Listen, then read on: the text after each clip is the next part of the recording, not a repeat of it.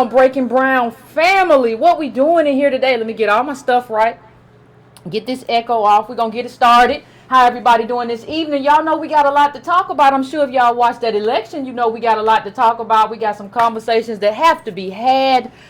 You know, these are opportunities for us to start to discuss black politics and you know, some of what people have been talking about in terms of where do we go from here, Yvette? What does this look like? Because political education is only one part of it, right? Just like voting is only one part of it, right? So what I wanted to do, and I'm going to get right to it, fam. What I really wanted to do today was bring in somebody because what I'm trying to prevent from happening, family. I don't know how many of you saw this, but the congressional black Congress members are trying to do a Marshall Plan now. Now we're at a position now that Barack Obama is gone. They got a Republican Congress, and now you're trying to do that. And part of the reason that you're trying to do that is because it don't matter no more. So what I want to have a conversation about with my special guest today, I want to have a conversation about black accountability of elected officials. I want to have a conversation about what do we do in terms of our elected officials. You know, how do we get them? You know, we can't just be an accountability mechanism. We also have to be a mechanism for helping get people into office and then holding them accountable versus like we got to do both. Like we did one with Obama, we helped get you in there and then we didn't hold you accountable, right? So we have to do that, and we have to talk about Stacey Abrams. We have to talk about the history making win. We have to talk about what that means. We have to talk about impediments to that. We have to talk about all of that in a way that matters, family. This is our responsibility. This is my responsibility in terms of what I do, in terms of media. So I'm bringing on today, I don't know if you all know Noah Chunga. She's an activist in Atlanta, Georgia. She's also an attorney, and she hosts the Way with Noah, the podcast, and is co-managing editor of the Progressive Army blog. Now, you know, check her out. If you haven't checked her out, please check her out. And we're gonna have some conversations, and we're gonna do some real talk today, because today is not the day that I really want to necessarily play games. So I'm going to bring in Anoa now. Can you hear me, Anoa? Hello. Are you there? Can you hear me? I'm here. I can hear you. How you doing? I'm pretty good. I can hear you too. I'm doing pretty good. I should let people know you and I had a brief conversation offline. Where we talked about what we were going to talk about, right? That's right. And I said, see, people need to understand, I'm not afraid to seek out people who do this, because I think that what has to happen is that everybody, if you want one solution, like, you're going to have to seek out the Anoa in your own community and kind of ask what's going on and how can I help. But in terms of what I really want to delve into today, I want to talk about Stacey Abrams. I think you already know I want to talk about that, and I want to talk about levels of accountability. But one of the things, what I'm going to guide the conversation, but I want you to talk to me and talk to my people about. I want you to just give me a quick synopsis. Like, what did you see? Like, what happened? Right. I don't think anybody know. I've read a lot of takes. I read Slate, Nation, Salon, AJC. Like, what was your take? And you've crunched some of these numbers. So what was your take in terms of what happened? Speak up just a little bit for me if you can. But what was your take in terms of what you saw on the ground? Okay, yeah, and appreciate you definitely for looping me into this conversation. No problem. I mean, on the ground. Hello? No, I can hear you. Go ahead. Yeah, okay, cool. On the ground, we saw, her campaign doing what ought to be done. Like, we complain as voters that Democrats don't, after Doug Jones was saying, come get my vote, come earn my vote. So we saw her, her campaign. There was early criticism of her quote-unquote burn rate. If folks not familiar, that's the rate with which campaigns spend money.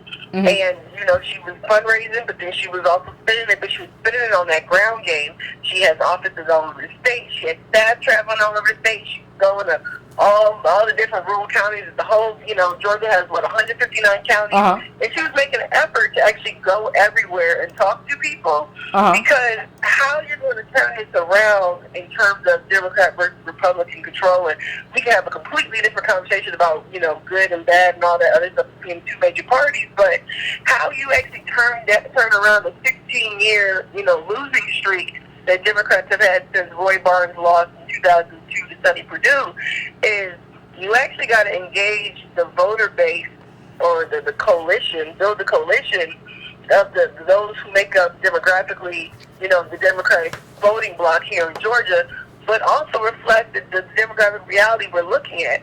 Democrats have been chasing the elusive white moderate voters who left the Democratic Party, post-Clinton, and trying to make up that gap that they keep missing by 5%, 7%, in overall turnout vote and overall vote, by trying to get these white Republicans to vote Democrat instead. The elusive Romney Republican, right? Those people, they still vote Republican. Like, as much as everybody thought, as repulsive as Donald Trump was, people go, George might be in place because Hillary, Donald Trump is. Those people still voted Republican despite how despicable that man is, right? Yeah. They vote straight party line. Yeah. That's what we saw with Hillary Clinton. That's what we saw with John Ossoff in the Georgia 6 race. So her logic is, and a logic that a lot of other folks who've been doing this a lot longer than I have, is when you look at the demographic changes in Georgia over the last 10 to 15 years, Georgia is on its way to being a majority-minority state. It'll be the first one. It's on track to be the first one in the South, and that's coming a lot sooner than what predictions say the nation will be. You know what I'm saying? Yeah. So we're looking at a population that's like 40 to 45%, or electoral voting base that's 40 to 45% African American, Asian American, and Latino.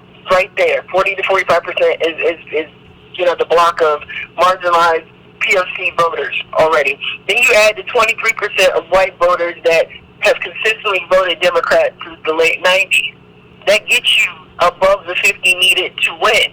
So that's, the basic math is there with her strategy, but where the pushback comes in is in terms of, that means you actually got to engage people to come out and turn out and vote in higher numbers than they have in past election cycles, as well as engaging, new voters. We already know what a lot of us who don't vote, don't engage in electoral politics, we've been disaffected. Neither party has really done anything for us. So the challenge becomes, how do you engage a lot of these people that are left out of the system? That was one of the things people said was the appeal about Bernie Sanders, that he attracted new voters, or those people who had given up. And so she has this really interesting hybrid approach to her campaign, which is attracted folks from both the former Sanders camp and the former Clinton camp to get behind her. Both of those people both endorsed her as well, because she has a pretty decent platform, but she has this approach that's breaking with the traditional white old Democratic guard here in Georgia, which is a good reason why she had the primary challenge that she did. Stacey Evans, her and her husband had an interview with Alive 11 ahead of a few days of his election, and he, in speaking on her behalf, said that she wasn't going to run if Jason Carter, who ran in 2014, Jimmy Carter's grandson, had run.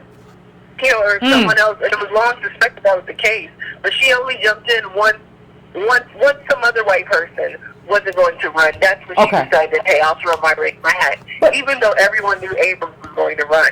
And I think competitive primaries are good, but at the same time, some of the issues we've seen, I think it stems from their refusal. When I say they, even though we have a lot of black leaders across the state who support Evans, you look at the money, when you look at the influence behind them, is that Roy Barnes, white Democratic machine. And hold on one second for me. For those who don't know, Roy Barnes was the last Democratic governor Georgia had. And then he leave in like 2002. So we're looking at the last time we have had a Democrat in office. Now, you're talking about like what she does, how she reached out, and what she brought to the table. One of the things that I want to ask you, though, because I put up a post this morning, and the post I put up this morning, I put up a post about Stacey Abrams, the win, and all of that. And I got a lot of pushback from a lot of people who were saying, well, Yvette, these people are kind of all the same. These are all Democrats. and she got support, a robocall from Hillary Clinton. So how do what I'm trying to figure out on a grassroots level, can you kind of describe the people that you're in contact with, and like what kind of might differentiate this campaign from like a different kind of or white governor running for the same position, or if this was like how do you get black people kind of motivated to say, no, this is not kind of the same old, we have different people on the ground and we have different challenges?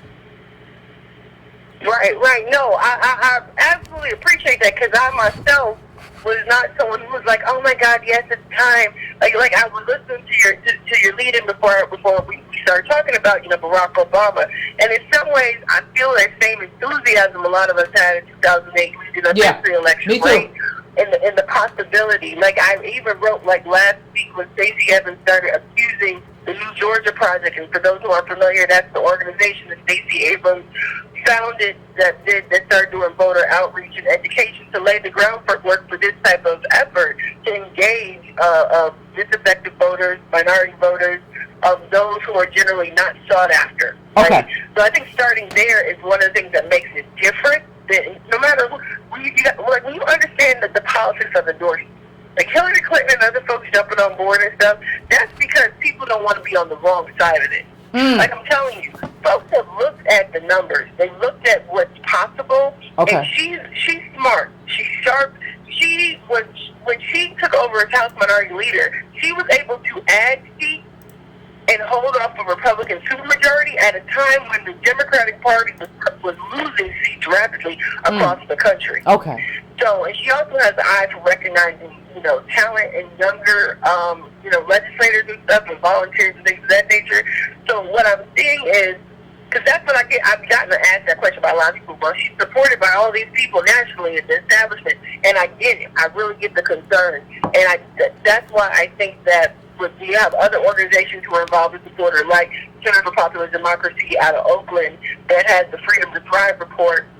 If anyone's heard her speak in the last maybe 6 weeks, few weeks or so, she works in the phrase from their report, Freedom to Thrive, in her speeches, like whether she's talking about criminal justice reform or not, right? And so I'm looking at these other influences, these other people that are involved, in addition to your usual Planned Parenthoods and move-ons and things of that nature. Okay. And they're being pushed, but also, post 2016. I mean, and quite honestly, with some of these organizations, part of why they're moving in the direction they're moving in with some of their candidates is because of the work of shutdowns, like what happened at NetBoost, Bernie Sanders, and Martin O'Malley, enforcing racial justice being a part of a national presidential campaign platform in the way it was. Because you have activists and those involved in the movement for Black Lives Roundtable. So I definitely get the concern. I'm not saying that you put our hope and salvation in anyone, because you were talking earlier about how we lived in cities and democratic strongholds that are predominantly black or have black leadership, or they're all black. And right here in Atlanta, we're a black mecca, right? But what does that actually even mean when we have black people being pushed out at exponential rates? So I don't think that we should ever blindly trust any leadership, whether they come from a major party or even a third party, right? Because people have egos and agendas, and we have to hold them accountable no matter what. However, what I will say is that we should not be so jaded that we see ground for these other people to have influence in our spheres. When we actually have the time right now before this really gets underway, and we'll lose all opportunity. Like, I've watched from a distance. I don't have a direct relationship with the campaign, but I've watched, from knowing other people involved, I've watched how you've had activists who locally have been involved in organizing, like with the Muslim ban and Occupy and other issues here locally, have been embedded within her campaign or among, her leadership council and things of that nature. She has a very broad cross-section of voices and folks who are coming together, because the big issue for her campaign is that when we're looking at these bread and butter issues that have cut across all of our communities across the state, right? Instead of treating urban and rural communities as if they're so foreign and different to each other, Medicare expansion affects all of us. Yeah, but see, that's what I want. I want you to kind of drill down on that. You just said something very important that I was actually going to ask you about. One of the things is you and I are in a red state, so we kind of understand what it's like to be under the heel of, under the, the foot, to have that throat on our neck in terms of red state governance. And what I want you to kind of draw home for me, and for the people, not necessarily for me because I'm here, but for the people who are watching, who are just kind of like, Democrats are all the same. Like, draw out for me some of the potential differences in terms of legislation, in terms of what it means to live under a red state and a blue state. Like, what that would mean for our communities to live under Nathan Deal's leaving, but a Cagle, he's like, and potentially Abrams, like the differences in what you talked about in terms of bread and butter issues. Just like expand for a second on what that looks like for regular people. Yeah, so like one of the big things that affects us here in Georgia and affects my family very directly with my mother and youngest sister not having health insurance is Medicaid expansion, right? We're looking at, whether you're an urban community or a rural community, we're looking at, tens of thousands of Georgians, and this is the issue in several places in the Deep South and some other states where you have people who don't have access to health care and they can't afford to get health care through the exchanges because, again,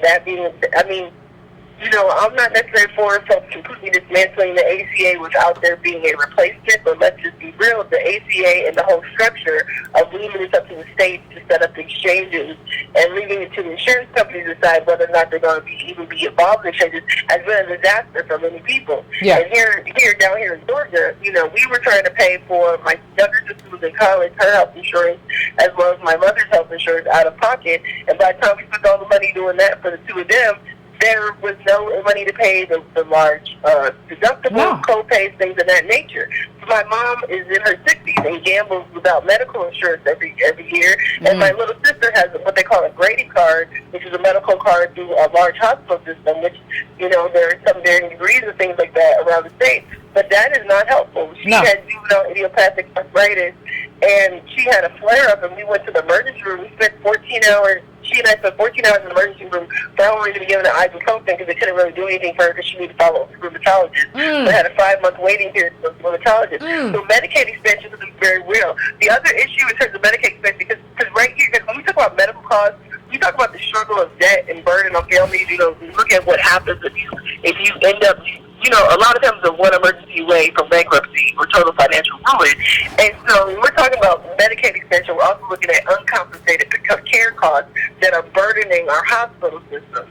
So you have hospitals, that have to care for people, whether they can afford to pay or not. They're not getting reimbursed for that money because we don't have Medicaid expansion until you have hospitals that are going bankrupt and shutting down. So that means you have poor people, our people, that we're trying to care, that we're saying that we care about, we're not going to have access.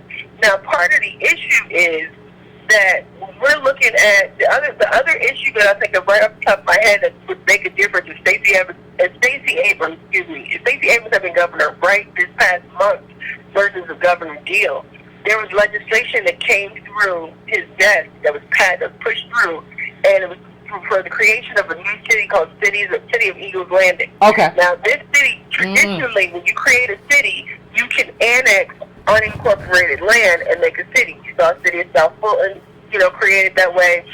City of Stonecrest was created this way. So if you have unincorporated county land, you can make a city. What City of Eagles Landing did, you have a rich enclave within the city of Stockbridge. Stockbridge has its first black mayor and first all black mayor, all black city council for the first time in its history. All of a sudden, the rich white enclave wants to leave the city. So they got someone to pass the legislation, get this legislation pushed through for them, and Governor Deal signed it. And which is a no. That is basically what you just said is circumventing democracy, right? So we don't want to be led by black people. We don't want to be led by black people, so we're just going to cut ourselves off of this. And if you have Governor Abrams, as opposed to a Governor Deal, you say no, you don't get to circumvent democracy. This is the black elected official. Yes. So you have to. One of the things that Stacey Abrams talked about, and I just saw this. I saw this on Chris Hayes. One of the things she's talked about is if you all want to understand, one of the things that has to happen. We have to start understanding the power of the state legislature, understanding the power of the governorship, and understanding what they do. We talk a lot on this show about local, we talk a lot about national politics, but you have to understand what these local elected officials do and what their power is. She could have stopped that whole thing, what you're saying. And when you talk about, let me just say this before I go on, and I'm gonna let you finish, Noah, but let me just say, I pay a few $100s a month for health insurance. Ain't nobody over here rich. Ain't that many donations. Ain't that much. You don't get that much in YouTube. You know what I mean? With 40,000. But you have to, because they say, well, if you don't, even if you I pay 400, right? If you don't, at the end of the year, like if you make a little bit over the threshold, you got to pay that back.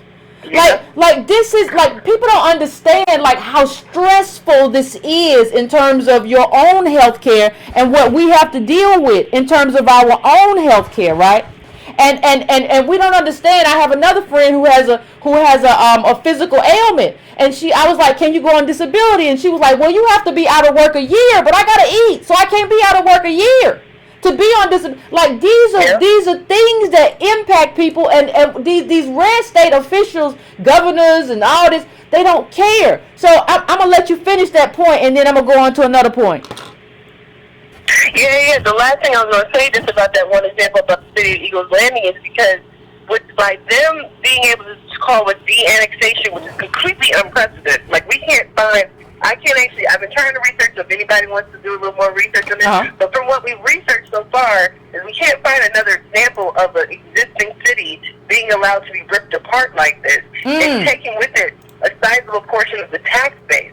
So what they're doing is it sets a bad precedent for wealthy enclaves to be able to just say, well, I don't want to be in this city anymore. I'm gone. We're going to make a new city. And they find them, you know what I'm saying? So there's a lot of things that have been set in motion that if we had the right people to make decisions, because this is the thing, right? This is why we actually have to stay engaged and involved. This is why we have to run our own folks in these positions.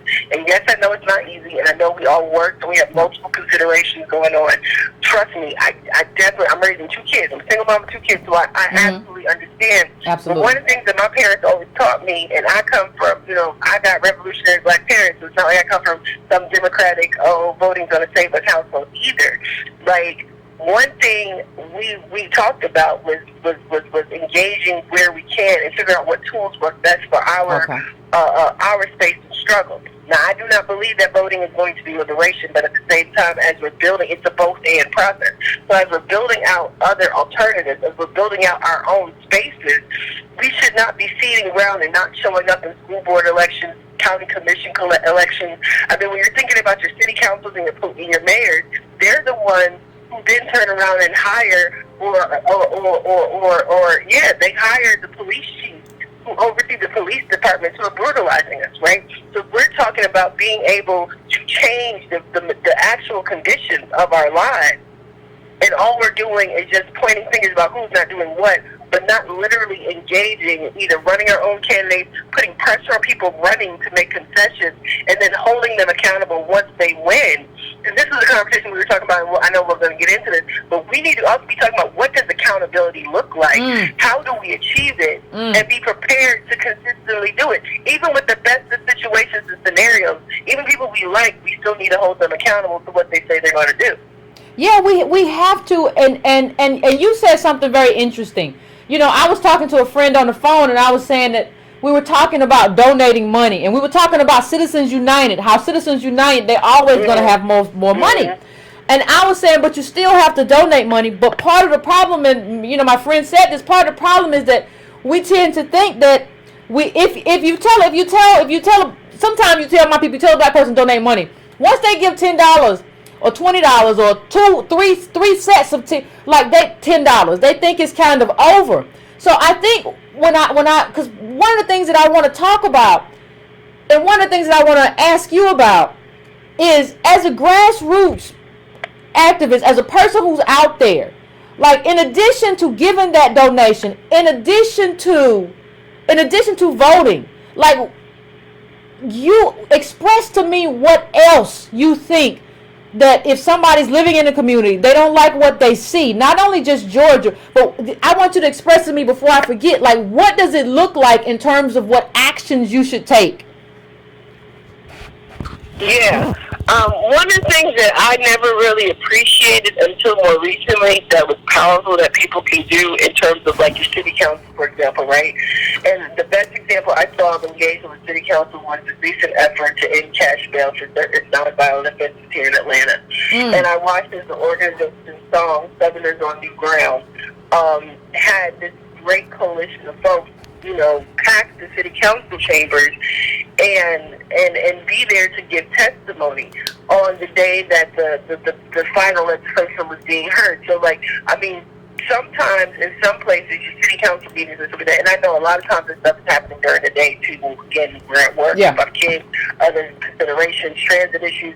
Some of this stuff is online now, but sometimes, like, there are organizations that could local. In some places, you do already have active people already doing this stuff. Okay. So you might not always be able to get down there, but maybe you can come to this one day, you know, this one event where they need people to show up. Maybe you can write a statement and share your story. Or maybe you can just give even comments and feedback on legislative changes. I remember when we moved here from West Virginia in 2014, my kids were in the DeKalb County Public Schools, and I remember they were proposing whether or not to go to, there were like some weird changes that were being made in state law with how the county, the different school systems were governed, and there was our area cluster of thousands of kids, there might have been 50 parents there. I mean, granted, people are busy and stuff like that, but out of thousands of kids, only 50 parents were at this meeting about to get parent feedback and concerns about this issue. So we have to become more present and aware of the issues going on and figure out how to plug in. Where a lot of us have hooked into social media now. There are quite a few community advocates and folks already out there. And if something doesn't exist, I mean, start it and reach out to folks who you may see if they're not right where you are. Ask questions, because I have found over the past 3 years, people are really way more responsive to giving feedback and advice on how to get started where you are than I thought they would be. Right? I mean, nobody is going to give you everything for free, but at the same time, I've met a lot of people who have been willing to help others get started and on their feet. And the thing is, like, maybe, like, okay, like, maybe you're working during this hour, but Yvette Carnell's here, or somebody else is here. Like, you gotta organize something to where you give that person a list of your concerns, right? Because you're gonna be home during this hour. I'm gonna be at work during this hour, right? So I need you to speak for all of us, right? But you can't be like, what we have to understand. This is income inequality, historic income inequality. You cannot exist as a poor person. And I'm sorry, my black people, you poor. Like, we're working class poor. The data just tells me what it is. 1,400 worth. You cannot be poor and not be advocating in your community in some type of meaningful way. That's going to be a problem for you, and it's going to come back to bite.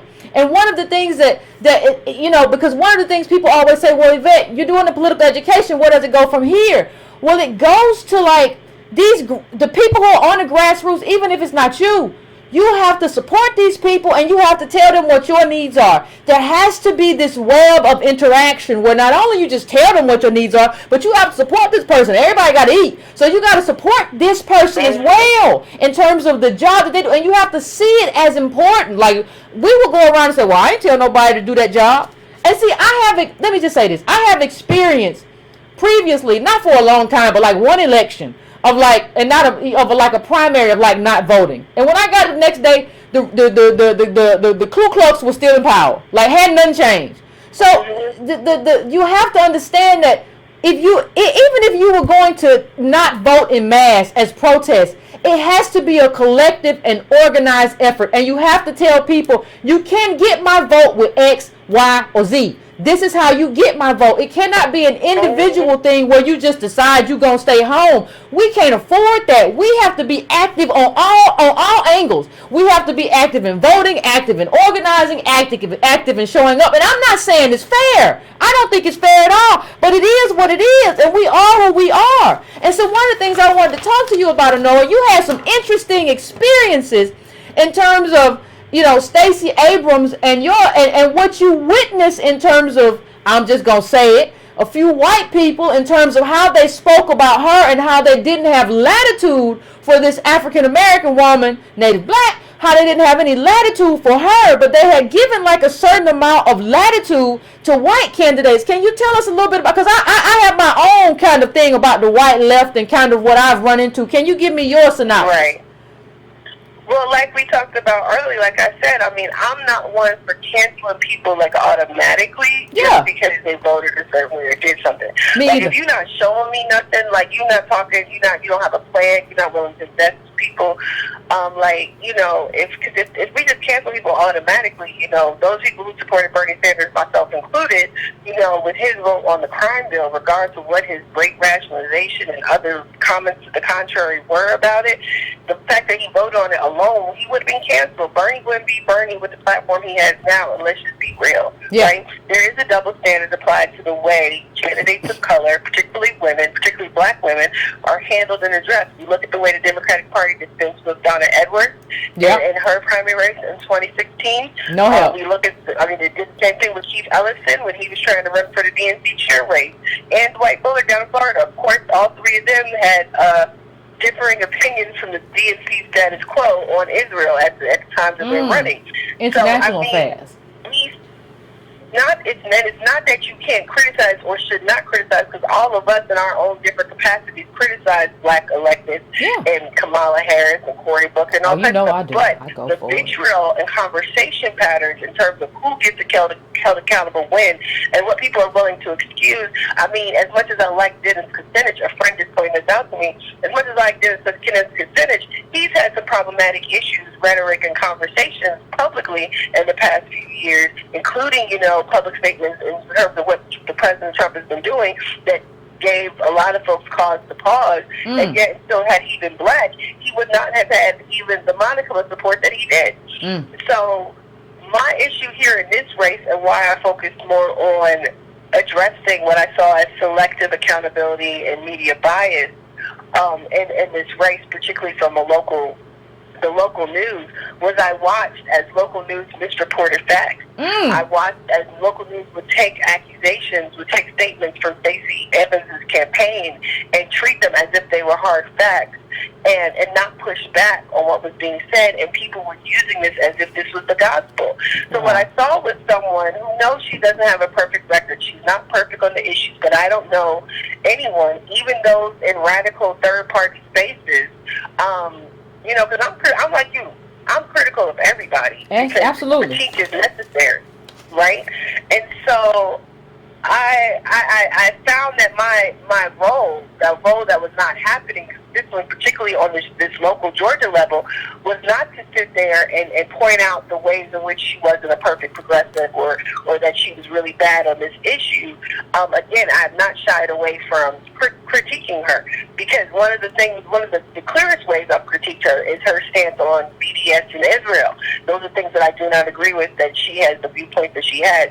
But I do respect the fact that despite her personal viewpoints, unlike so many who hold office, she was willing to vote against the anti-BDS legislation that passed in 2016, as well as many members of the House minority leadership. Her opponent, on the other hand, not only voted for the anti-BDS legislation, but extolled the virtues and was very flippant about civil liberators' right to protest and freedom of association. And those were considerations that Abrams took in voting against that bill, and knowing that for a black candidate in particular, doing anything that's seen as going against, you know, the Israel bloc can be fatal. And here's the thing, and I agree. I totally agree with you there. Like, but the thing is, here's the thing: perfect is not everything. Like, I have different I have disagreements with her, and probably you and a lot of people in terms of immigration and a lot of other stuff. But here's the thing: there was not a perfect candidate on my ballot. There was not even. I don't know one that exists. I don't know what that. There was not even really a leftist candidate, but she was further to the left than the other one, the Evans. But there was not a leftist on my ballot in terms. I didn't see a socialist on my So what I'm saying is that we have to, as a community, kind of decide, right? Whatever community, whether you decide you represent poor people, whether you decide you represent people of color, whether you decide, like me, I represent descendants of slaves, I represent mostly African American, Native black people. That's who I represent. You have to decide what's most important to you. I don't want to wake up to Kegel, right? I don't want to wake up to redneck governor again. I have lived through that for a very long time, ladies and gentlemen. I have. Like, and those of you who don't live in red states really don't know what it's like to like have somebody in the governor's mansion who doesn't know your story, who doesn't care about your story, who doesn't care what happens to you. And so that's kind of what I want to drive home. But one of the other things that I saw that was very interesting for me, Anoa, I saw that, and I know it's low turnout, whatever, but I saw that we all know what county that she won that made kind of news. She won like Forsyth County, and we all know that Forsyth County is known for a lot of things, and one of those things is known for is being real racist. Like Oprah went there and they threw rocks at her and called her a monkey. Sundown towns and stuff, right? Absolutely. Absolutely. I mean, she won over 150 of the 159 counties. She won all but like 5. And the 5 that she lost, she didn't lose by huge margins either. So I definitely appreciate what you're saying about this. But here's the other thing I was going to say, too, about having a more left candidate on the ballot. If we're really talking about really moving the needle, making change, we need to do more than getting people on the ballot. And let's just be real. We're talking about in a lot of states. We not in Minnesota. No. We not in Seattle. Nope. This Georgia, baby. And a few places where it's a lot easier to get that third-party ballot access. Absolutely. I would love to have a socialist alternative, a PSL type of candidate that we can all get behind. But there actually is a PSL group that's coming that's just now starting here in Georgia, but that takes time. And so for me, and I think you kind of see it this way too, is like a both-end strategy. Yeah. We need to continue to build these alternatives. But we also got to educate our communities about these alternatives, right? Because folks have been so scared so long that you got to vote Dem. And if they don't like Dem, the Dems don't do it, they just don't vote at all. Yeah. And the fact of, whether we look at it, that I'm not someone who tells people that if you don't vote, you're voting for Republicans. I understand the numbers, still work out similar, but like at the same time, I don't think that we should be crapping on people for the way they vote or choosing not to vote. One of the things that you had touched on about us being working poor and working people overall, in a September 2017 report for Working America looked at the decline in the black vote in Ohio in the 2016 election. So there was so much focus on, white Trump voters and anxiety, and that's the false narrative too, that all white Trump voters were like poor white people who were just anxious about the economy. Yeah. There was some of that. But you also have a lot of Trump voters who are not that poor or lower income. They actually are college educated to make money. Yeah. So, but this Working America report talked about how the economy was a consideration for black voters in Ohio. And some of the conclusions for working class people in Michigan and Milwaukee, Wisconsin, who either abstained or abstained from the top of the ballot. Because we saw the massive number. There were more people who did not vote for a presidential candidate in Michigan than who voted for Joe Stein, who the Green Party gets blamed for the loss. But more people voted for nobody for president than voted for a third-party candidate, Joe Stein, in Michigan. And so when you look at these considerations, people were talking about the economy because black families, black workers, going into 2016 after the Great Recession, we've seen, I know you've covered stuff like this. You've seen that black wealth, black families have not rebounded still. 10 years later, we're still hurting very deeply. So people did not believe that it made a difference one way or another who was president, and so they weren't motivated to get involved. And then the party nominee didn't do the work because she was too busy running behind moderate Republicans. What I appreciate about Stacey Abrams, aside from her having some decent politics, is the fact that she's trying to engage people. I see that the framework she's putting in place, I see the really broad coalition of people. I see that as an opportunity and potential for us to leverage it to start doing this groundwork building in terms of on-the-ground political and voter education, actually leveraging it to something so that in 4 years, when we're talking about electing, city council folks, mayors, we actually have people in the pipeline to run and be able to do this stuff because it takes a lot of effort. And you touched on Citizens United. One of the things that I think happens with someone like a Stacey Abrams is they still need to keep their foot in that other world, unfortunately, because we live in a capitalist society. We have these laws like Citizens United and McCutcheon v. FEC, which actually removed aggregate donation limits. So we have this unlimited ability to spend, and you have a Republican, you're going to have a Republican candidate who's going to outspend their hands down because he's going to take money from sources that she won't. So we have to be smart, we have to work hard, and we have to consider. So I'm not saying that, because it takes money to run, go take money from wherever you can get it, but at the same time, recognizing the complexity that is involved with some of the relationships that she has navigated that makes for this really broad-based coalition. But when I'm looking at a Hillary Clinton jumping on at the last, literally like the day before the election, like the last second, right?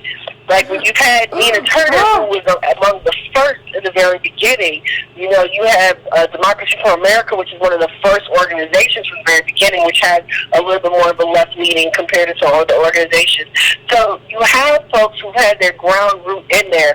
You have policy analysts, you have organizers, you have grassroots folks who are talking with her, because I've watched her, how she interacts with people through that. Like I met her at 2 different functions within like 3 months of each other, and she remembered who I was from the first time she had met me at another function. Yeah. So I've watched her do that, and I've watched her actually care and concern. Again, she has all these considerations, people to balance. But I think that if we're talking about being able to move the state forward, we're talking about being able to dig out some of the hole that we're in. We're being given an opportunity. You touched on this, we talked about Obama. You get an opportunity for a course correction, we got to be prepared to take it and to step into that vein.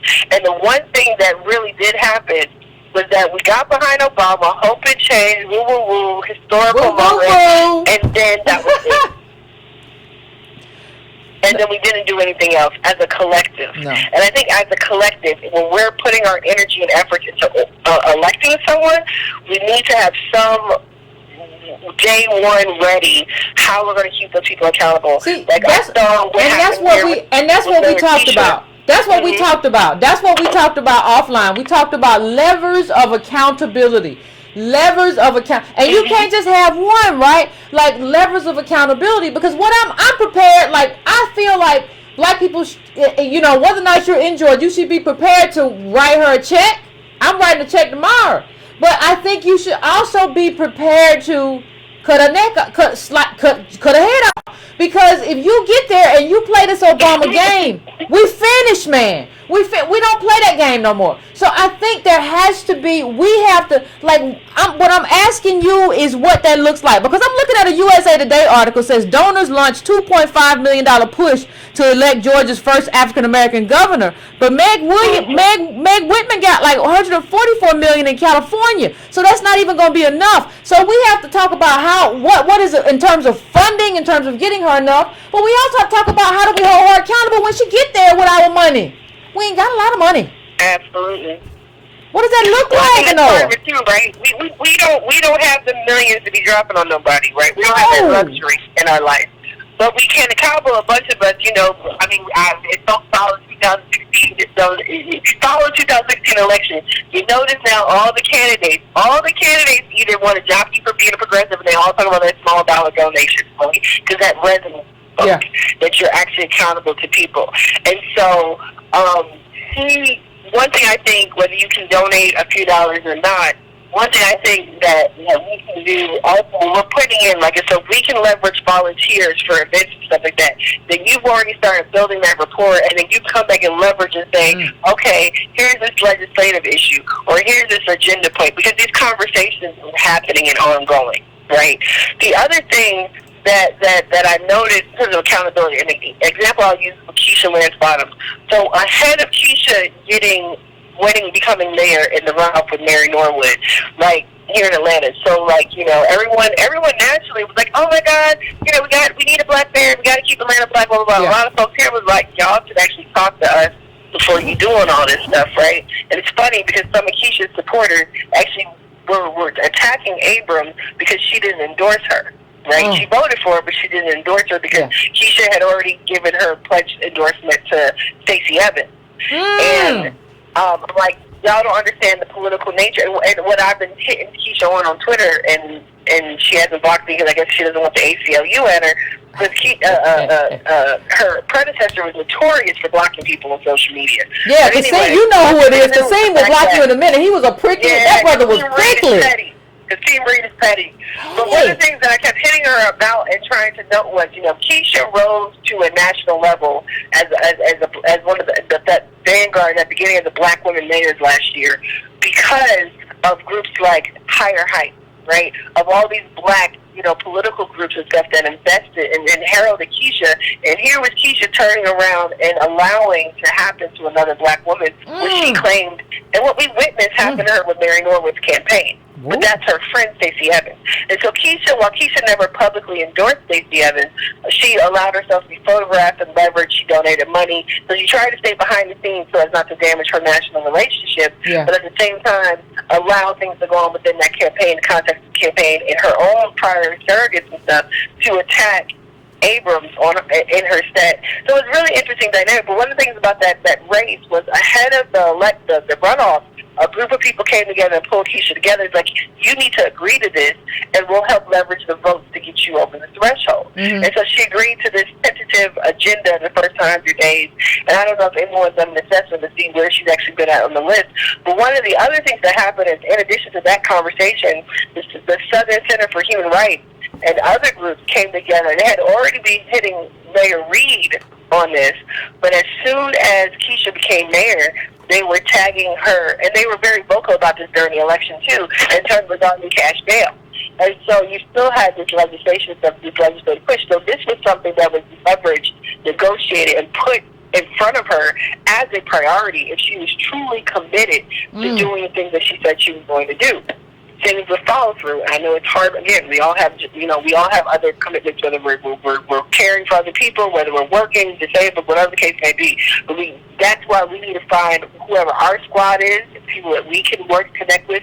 A lot of stuff is done digitally now, so if you're not even, because I know there are folks out there who aren't even physically able to get to places, right? Yeah. I buddy up with folks. I'll scan and send you the information. I know there are older ladies I know in more rural areas. They're like, all I can do is give you make phone calls. Well, there are all these different things now that you can do to help candidates, especially if you have, smaller, they don't have the big money, but they got the smartness and the grit and the volunteers to make it happen. You have different apps. You can do texting. There's some of things you can do to help with build in support. And I think that even going a little bit further, if you look at the People Assembly model, right? Now, Latasha Jackson, it has its own issues and stuff, but when we look at the elder Chokwe, Baba Chokwe was the member who passed away some years ago, when he was running to become a city council member, Chokwe member, Malcolm X Grassroots Movement, New African People's Organization, Republic of New Africa, he ran as a Democrat. He did not get rid of his liberatory politics to do so. He used it because that was the ballot line access available at the time. And then they had a plan for him to be city council person, and then they ran him as mayor. And then, his son is now mayor. So what I'm saying with that People's Assembly process, we can actually build it, and there's actually a collective of folks coming together for fearless cities. They call it fearless cities, because this similar model has been used over in Spain as well, with Podemos and some other groups. So people are actually building into the process of running candidates. So they've been doing it on that municipal level. But there's a conversation happening is, what does it look like if you can scale it up to a larger level race of holding, like the accountability, the demand, there's basically an agreement between the people running and supporting the candidate and the candidate for these things that need to be done and the policies they need, things they need to adhere, values they need to adhere to. So what does that type of process look like? How is that useful? And can that be scaled up to the county level or even the state level? I don't know. But these are considerations and things like that people are trying to work through now. And so we do need to continue having these conversations. And even you and I having this conversation right now may spark some type of idea for somebody else doing whatever it is where they are. Or, maybe they decide, bump Democrats, I need to go get with the Socialist Alternative or PSL or the Green Party or whomever, Workers' World. Maybe I need to go and work and invest in that space to help educate my people and my community about the opportunity. Maybe we can see if we can go get somebody on this commission board or this city council board and start building up the knowledge. What you're basically talking about is different ways to build, because that's what I was going to ask you. You answered the question, like, what kind of does building look like? And what you've basically told me is different ways that we build and different ways that building looks like. And like, what I said in the beginning is that like you have to, if you're in Georgia, you can support a Noah here. Noah and I probably don't agree on everything, but that ain't the point. Like you can it's support. Not fatal. We're not gonna cancel each other over. No, I ain't gonna cancel you. I got you. I ain't gonna cancel you at all. It's not fatal. Yeah. We ain't gonna, that ain't it. That ain't the end all to be all. We can disagree and move on and talk about why we disagree and move on. But like on the majority of issues we agree. So I can work with you towards building a coalition that is beneficial to my DOS community, right? So I think what we have to figure out, wherever you are, like you might be in Mississippi, you might be in Alabama, you might be in North Carolina, you might be in New York, you might be in Idaho. Black people in Idaho. So you have to figure out though how to what are the mechanisms there, and you have to find these people. Like Noah's here, but you have to find the people in your own community and figure out like what they're trying to do, have conversations and figure out how you're going to build within that framework and how you're going to, if you're going to work every day, you have to figure out, well, if this person is doing this stuff while I'm at work, I have to figure out how I'm going to help that person. Because I think one of the things that we don't do, and I've been thinking a lot about, like I'm doing like read these political books, articles, foundation. But what happens after that? Okay, after that is like grassroots. So the next step is how do we help these grassroots people, or how do you help them if you have to help them, right? So that's kind of where I am right now. Like you can't be doing grassroots and know if your mama got arthritis and she messed up. We got to figure out a way to kind of get that okay. Yeah. You know what I'm saying? So that's kind of. Well, the other thing too is, go ahead. Because I remember back in the day when my parents would like they take us like when they would with different meetings and stuff like that. Folks like childcare. Like kids, people got families. You can't be so everybody sitting around at the meeting at 7:00 at night, and they got kids to see. So you need to have childcare and food, or you need to have somewhere to help people to do. Like, I mean, when I got to be, a little bit of a younger, like by the time I was in my teens, I had to help with child care out of it. So, like, I mean, there are ways to get out there, but when a lot of folks are real quick to talk about, the Panthers and, get out there in the community and the political education, but, like, at the most basic building blocks of the Panther Party, and this is from my understanding of talking with my stepfather and others who were involved, it was helping to meet the needs of the people and meeting the people where they were. And so we, in politics in particular, has always been, I think, it has increasingly become so, this very elite enclave that is out of our reach, right? And I think about even the way, what it takes to go into a city council meeting and the procedures and stuff, or what it takes to go to, a lobby day at your state legislature. A lot of the stuff is foreign information that's kept away from us. That we don't have any access to. Yeah. And I think that when we're talking about a lot of these issues, when we're talking about our differences and issues in terms of immigration, when we're talking about the whole conversation on gun control, the whole conversation on gun control, if you didn't have those black youth voices in Parkland step up and say, nah, wait a minute, we don't feel safe, our lives are threatened too, but you don't need to be putting more cops in our schools because X, Y, and Z, you didn't have other people naturally having that conversation, right? You would have had a very different conversation happening right now than what we saw get forced in that initial week or two after that incident, right? Yeah. And so we're having a conversation that's still being forced to, and it's not a one-time thing. Like, we always got to kind of stay in there and stay in people's ear about the other ways of thinking about things, because a lot of folks was just spoken on gun control, but what gun control means, in terms of these school shootings and stuff, and what it means when we're talking about black and brown communities are completely different things. Because what we often see when they're talking about gun control, when they're talking about increasing police in schools and things of that nature, we see an increased criminalization of a population who's already being brutalized by a militaristic police force. Absolutely. So I remember, I don't know if we're around the same age, but I remember when Columbine happened, it was my senior year of high school. I was in high school. I graduated from high school in Chicago. And when Columbine happened, we got medals. When you graduate high school, I can tell you we're right. I graduated in 1999. Oh no, we ain't the same age. I graduated college in 99. That's all. Don't Okay. I'm not sure, but anyway, it was my senior year in high school. But But Yeah. so we got metal detectors then.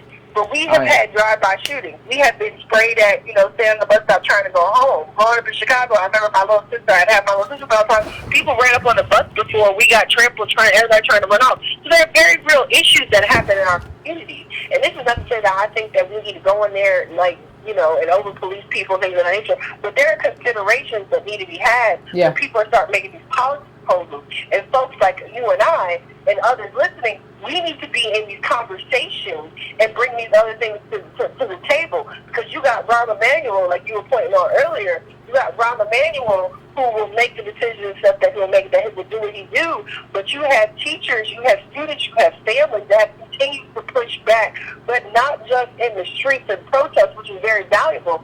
We have a lot of tools, and we have to leverage them all. And one thing I want to say with Journey for Justice Alliance, the brother G2 Brown from the Kidwood Organizing Community Organization, COCO, like they were out there when they had the diet hunger strike some years back. Like they were able to force a change with a school that was going to be changed from a traditional neighborhood school to like some elite magnet school, and then the kids in the neighborhood would not have their neighborhood high school anymore, which happened a lot in Chicago, and it's happening a lot of other places. Chicago is a place that's been really, hit this way. But they were not only able to leverage their action and protest, but they were able actually to get the school board to change the way they were addressing that school. So there are things that we should do, and there are people that we should connect with. It's about coalition building as well as holding elected officials accountable for what they're doing. I agree, and one of the things that I want to say is, listen, y'all don't get the right. Like I told everybody, like to hold Obama accountable back when. You don't get the right. This African American woman is running. You don't get the right to steal her accountable for this bad decisions that you made when Obama was president in terms of not holding him accountable. You don't get to hold that grudge. See, part of the thing that we got to do is we don't get to keep holding on to stuff like we aristocrats. Well, I'm still mad over that. It don't matter. You still ain't got no money.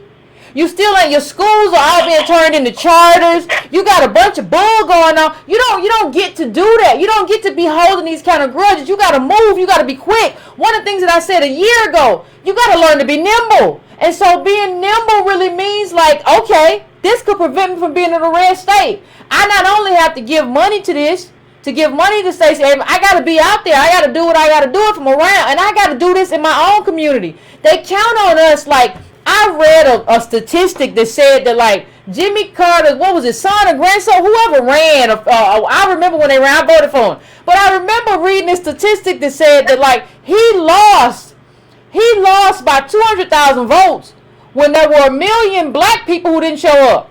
Like, we can really change the game. Now we got to be ready to not only change the game and put her in there, but if you turn out to be another Obama, we got to be willing to say, you know what, we walk out. Go ahead. I'm sorry. No, you're right.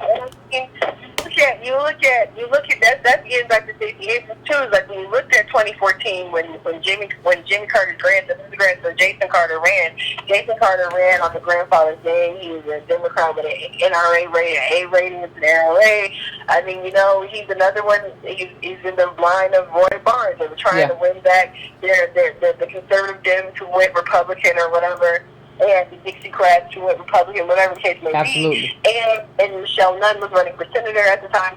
So, like, they did. They lost. But the problem is because they would rather invest in chasing after moderate Republicans. This is what Ossoff did wrong. This is one of the things that Hillary Clinton did wrong. Chasing after moderate Republicans, thinking that's what was necessary to close the gap, instead of, like you pointed out, investing in those voters who are reliably going to vote Democrat.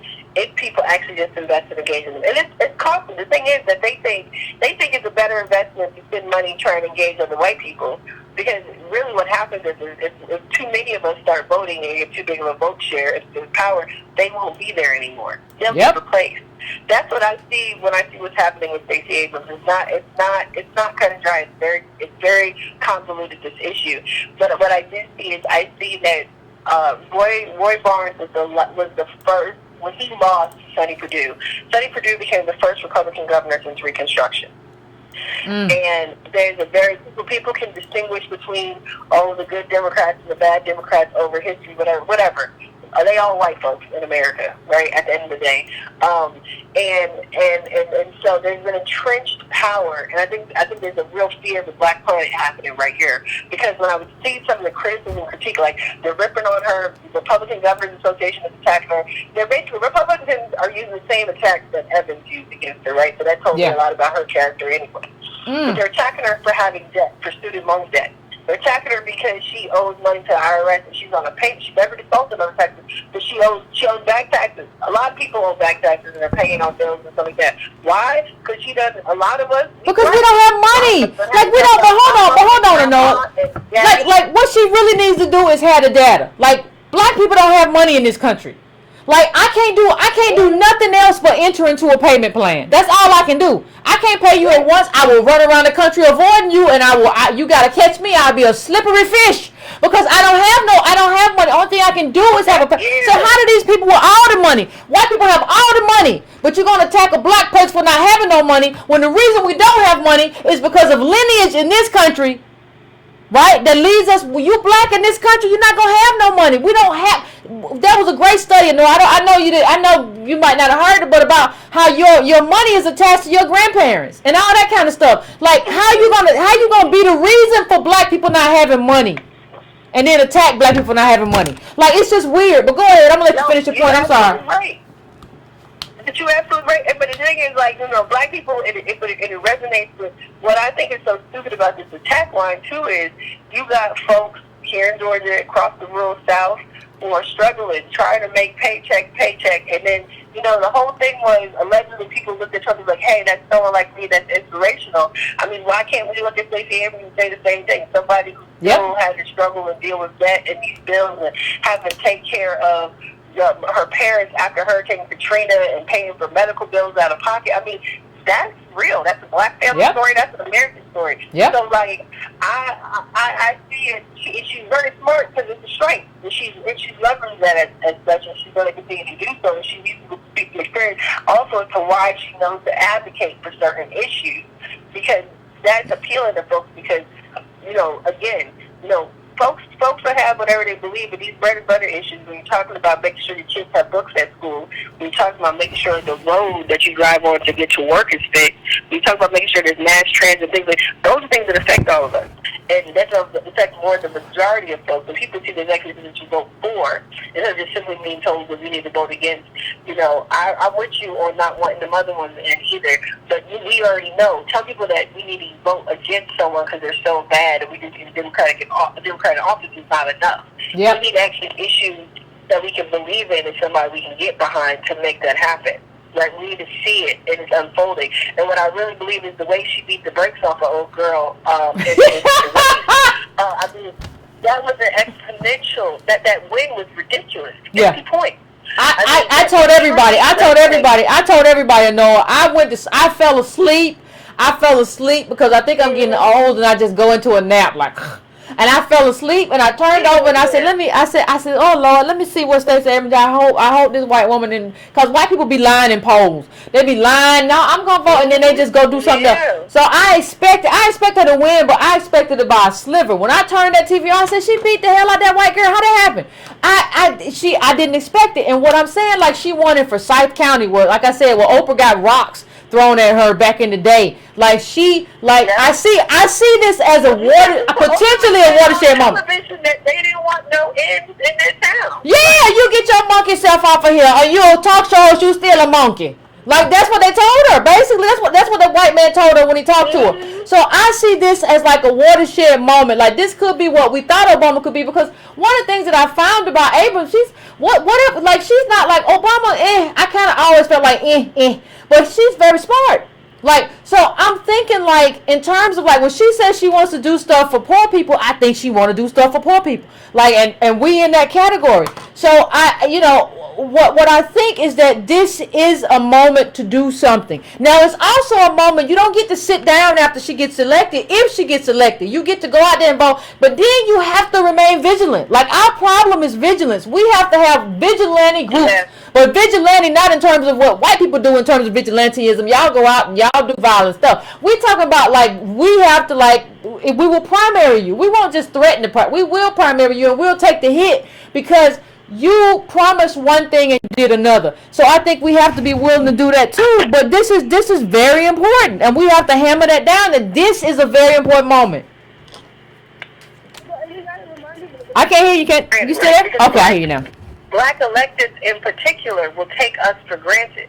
Absolutely. Black electeds Absolutely. will use their blackness against us. Right? What? Well, no, we got it because I'm black. We got to stay in this. We black. And while Issa Rae said, "What I'm rooting for everybody black," and I feel that way at moments. But then, like, I be feeling like we need a caveat, right? I'm rooting for everybody black so long as they do X, Y, and Z. Yeah, we need an agenda. Absolutely. So we the historical importance of this race, like that has been something that it's like, okay, that's nice. But what really resonated with me was this woman's story actually is my story, right? Like that's something that resonated with me. I know I met white women who said the same thing though, right? Like when you're talking about being one of several children in a family that was working for, and the thing is, the real kicker about her story is listening to her talk about growing up in Mississippi, because she's from Mississippi. She went to high school. She went to high school here in Georgia, but she's from Mississippi. Mississippi. Don't let the sun go down on you in Mississippi. Yeah.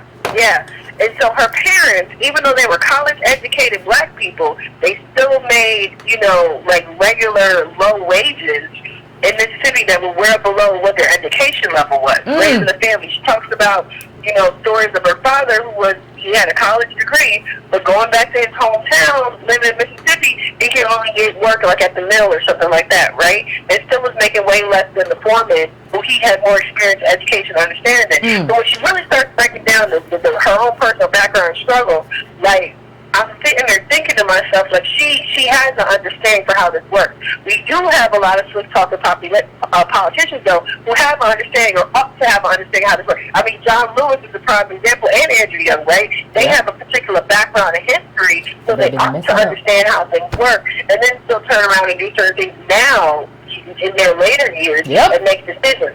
What I appreciate about her, I think that if we hold her consistent to what she's saying she values, education, expanding, economic equality, expanding opportunity in certain areas, I think that we'll begin to start seeing these opportunities for us to move our own agendas through. Because that's the thing, right? We just need the door open some so we can move what we need to move right on through. As long as it stays closed, we still going to keep hitting that door, hitting that wall, and it's going to continue the frustration. The other thing that I found really interesting in this race was, like I said, going back to the issue of selective accountability and bias, was that, there were national reporters from The Intercept, two writers from The Intercept, who would go through these lengths to make her out to be this worst person because she voted the way she did with Hope and did what she did. One of the things we discussed earlier was about the Hope scholarship. When you look at the TAC commercial that her opponent ran, about 97% of African Americans got cut. Yeah, I saw that. But when you really drill down on those numbers, right? You start looking at when they removed the income cap. Because when it was first put into place in the early 90s, it actually had an income cap. So if your family made over a certain amount, you weren't qualified for it. But when they removed that and then opened the floodgates, that program, funded by the lottery's funded by, us, working class, poor people, and people of color, black folks, playing the numbers. That the lottery's funded by us. Yeah. But the funding in the Hope Scholarship was predominantly funding scholarships for white, middle, and upper class students. Same thing when they proposed wanting to bring the casinos here and stuff, right? So we saw issues with the casino funding of education in Maryland. And they've been fighting that in Maryland and Baltimore the last 6-7 years trying to get that straight because it wasn't right originally. But we're looking at how she played with the data. Only 20% of black students are eligible for the Hope at either level, in 3.0 or 3.7, at all. So that you have 80% of black students who are not eligible for merit-based aid. We have a bigger issue with education equity than the Democratic Party or anybody who's objecting to Abrams on whatever grounds wants to acknowledge. And that's a gap that's not getting closed and addressed and dealt with in any other way.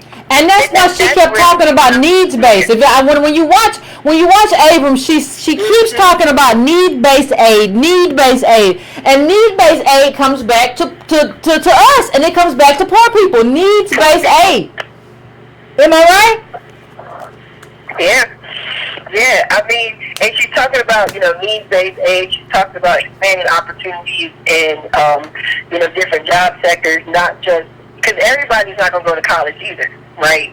Like, whether we're going to technical school, whether we're looking at, investing and expanding apprenticeship programs and unions. I mean, there's a whole, there's tech jobs, there's tech industry jobs and things of that nature. So there's a whole wide breadth of things. But when you have someone who is a little bit of a policy wonk, but someone who also has, I hope she seems to, and again, this is only a hope, that she seems to have retained at least some of that class consciousness of having been raised in a family that struggled, in a family, because her opponent grew up in a family that struggled too, but she's like most white people. They grow up, they get out of poverty, they marry well, they become rich, and then they use their bootstrap story to look at everybody else and say, see, you can do what I did too.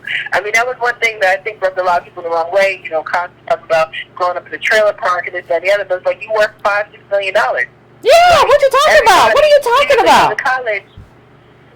Like, I'm a lawyer. I'm not ever going to be worth $5-6 million. I mean, like, that's just not going to happen. Me either. Because, like you were talking about, the generational wealth issues, right? Yep. Like, even though she was raised by a teen mom and grew up in a trailer or whatever, she's a white woman. Well, let me just say this. Let me just say this also. We don't want to acknowledge, if you were a black woman and your mama was dating some kind of man who wasn't your daddy or whatever, and he beat you and she was doing, you would say some very nasty things about her mama if her mama's name was Shaniqua, right? But we won't say any bad things about your mama. And Shaniqua can't, because none of us have any wealth. Like, she can't do what you did, Stacey Evans, and marry up at UGA. Like, that isn't an option. And so you don't understand what the options are for us, and we don't get to talk about the choices. Like, look, people love to talk about black people in terms of us making bad choices, but ain't nobody gonna talk about Stacey Evans' mama and her choosing to bring all these men into your life. You know what I mean? Like let's not. I don't want to get into it, but I'm just saying, like, it's some real disconcerting stuff in the whole Evans biography baggage. Let's just say that. Yeah. The other thing I was thinking of is her mentality is also bad for poor white folks, right? Yeah, that's true. Like, you can't, you get, well, yeah, we just gotta work hard and do this. Well, you're talking about, you're just lazy and da-da-da-da. Like, we know this from history, right? Yeah. Especially here in the South, we look at how the organizing that used to happen with, the tenant farmers union and other stuff. Like, there have been opportunities to try and do interracial organizing, things of that nature. Yeah. There's always that lure, from white capitalists that keep poor white people, in line with them, because, hey, at least you get to be better than the black folks over there. Yeah. And so, like, her mentality is bad for them too. Because when we start focusing on working people, I mean, I agree with you. You and I will focus on our people. Yeah. But in general, when we're talking about, we got to be a coalition. I understand. Looking at issues. When we're talking about looking at issues that actually affect our communities. Right? Because when we're talking about Medicaid expansion, when we're talking about education, we're talking about jobs, that's a universal issue that's going to cut across. Do we need specific targeted focus? Yes. Right? Like, having coalitions doesn't mean that we can't have targeted focus in areas either. But, like, with her mentality and, like, oh, we need to cater to moderate Republicans, they're not trying to fix public schools. No, they're not trying to help lift people up. No. They're not trying to do that stuff. So you're selling out not just us, you're selling out the poor white folks too. Yet they going to sit there and still think they're good because they're white. Yep, that's the hierarchy. That's the hierarchy. Yeah. That's that racial hierarchy. Well, I want to thank you. Anoa. If I'm going to take some calls, if you want to chill out and listen and comment, because you're still on the line, I can take calls on YouTube. I'm going to take, like, I don't know, I always take like a 4-minute break, set all the calls up, make sure I got everybody in the line and do what I got to do. But regardless, I want to thank you for coming through. Thank you for having the conversation. And everybody, I've taken enough of Anoa's time today. Like, if she wanted to, she can. If she can't, I understand. But I want you to go. You got to go and find her. She's on YouTube. It's The Way with Anoa. And she's doing it. So I think in terms of the people that you have to follow and kind of get an idea of what's going on in terms of grassroots people, like in Georgia, she's one of those people. But if you're in another state, you got to find your people. Like that's part of what it means. Like the next step in terms of we're building political foundation. We reading the books, we done read the articles, we know the data. The next step is, and if you can't find that person, like it might be time for you to be that person. That's just what happens. Absolutely. So okay, and I'm sure people like Anoa and some other people like can help you kind of figure out the way to do that. But you might have to be that person in your own community, and we just trying to figure this political thing out in terms of grassroots, in terms of accountability. So no, I really want to thank you, for deciding to come through and show up. I know I only called you this morning, and I appreciate you getting back to me, quick and saying, yeah, I'll come through, because you always come through when it's time to, to do the work. And I just appreciate you, and I appreciate that. Well, I really appreciate you sharing and holding space like that, and I definitely appreciate you reaching out, because you already know how this industry, so to speak, can be, and a lot of folks would just, do it themselves or whatever. So thank you for sharing this space and lifting up my work. I really do appreciate that. Anytime. So I'm probably here. So if you do have callers, I apologize, everyone. I'm so tired. No, go to bed. Go to bed. We know you've been working, but we want you to come back on later too. Yeah, you can be up on Twitter or Facebook or whatever. I'm more than happy to talk, build. Some of you, we have some folks in common, supporter-wise, sure. and so they'll tell y'all that I can be snippy at times, but I'll answer questions. Yeah, I'll definitely help and send links or whatever, share whatever I can do. So I appreciate you a lot. Thanks so much. No, I appreciate you, Anoa, and I hope that at some point, as we get close to the general, maybe you can come back on and we can have another conversation. Yeah, definitely. All right. Get some rest. I know you've been out in them streets. Peace. Peace. All right, now. Everybody, I'm gonna set up. I got like a few calls, but I'm gonna get like 2 more calls in here. Give me like 2 minutes, and we're gonna have the conversation. I'm gonna take the calls.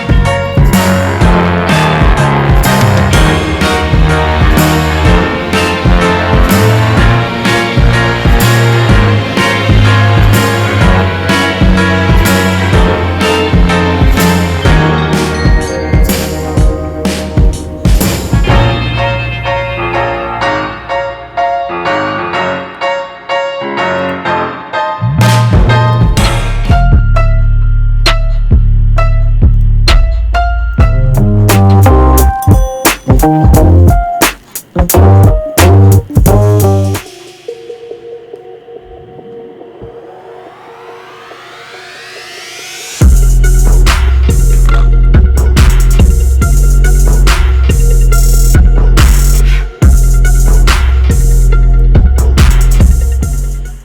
on, Breaking Brown family? I see y'all in the chat dancing and just acting up.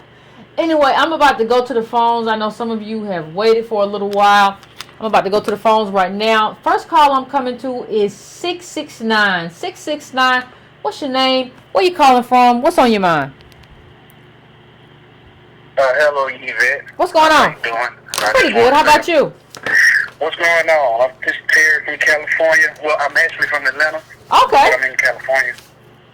Okay.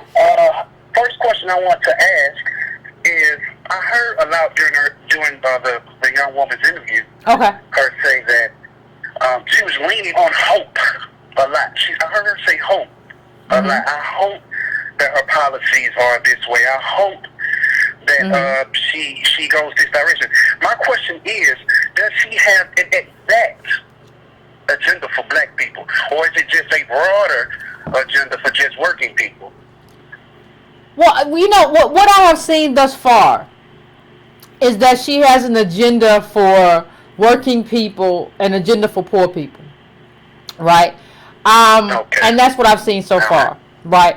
Now, to the extent that that benefits us, I support her in terms of Medicaid expansion. In terms of, I heard her say in a debate, investment versus tax cuts. To the extent, I don't even need you to say my name, right? I just need you to do what benefits me. So to the extent that that benefits me, I am in your corner. What I will say, though, is to the extent that it doesn't benefit me, I'm going to back up and I'm going to hold you accountable. And I'm going to say I can't have you in there. And I don't even care if that means, like, I get another Republican governor. I don't care what you got to do what you say you're going to do, because that's what everybody else do. So for me, that's what I see. And I see, like, the way she says stuff is so kind of, for me, so concise. And she says it in a way that benefits everybody. Like all these white people tend to think that, like, when a black person gets in office, Obama ain't do nothing to hurt y'all. He helped bankers. He hurt poor white people. But but he didn't do anything to intentionally, like. But I understand what you're saying. Okay. Yeah, if she is on her agendas for working people and working poor, and we are the working poor, that means her agenda is, we are a part of that agenda naturally. Another thing I wanted to comment upon is our power based voting base, which I believe is black women, right? Yes, sir. Right? So I truly believe this. It's just an opinion. It could be a helpful solution. I believe that there has to be some sort of cultural segregation and a re-education of black women as far as politics. Okay. Because I spoke to my mother. I asked my mother. Now, this was in 2016. I asked my mother who she was voting for. Now, my mother's an older woman. She was in her 50s. All right. Black woman, though. And she said she was voting for Hillary Clinton. I asked her why. And she didn't have a legitimate answer. Yeah. Now, my mother is an educated woman. She's a lawyer. Okay?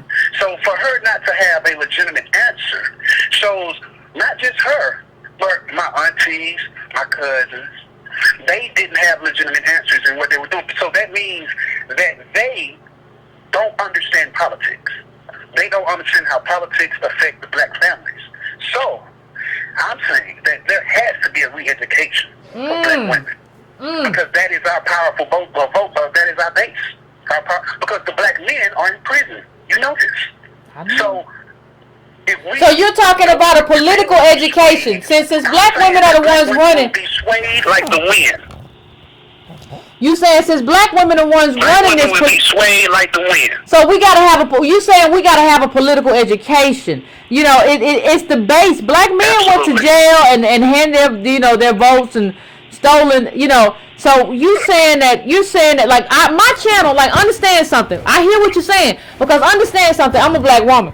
But understand something, that my channel is 60-something% male and 30% women. I'm a black woman, right? Yeah.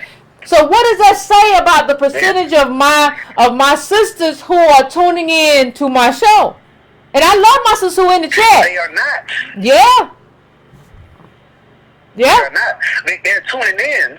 Now, if I can be honest. See, this is what has happened. Okay. Now, I ain't gonna run into no rant, and I'm not that type of guy. I'm gonna give you some real education here. You hear me? Okay.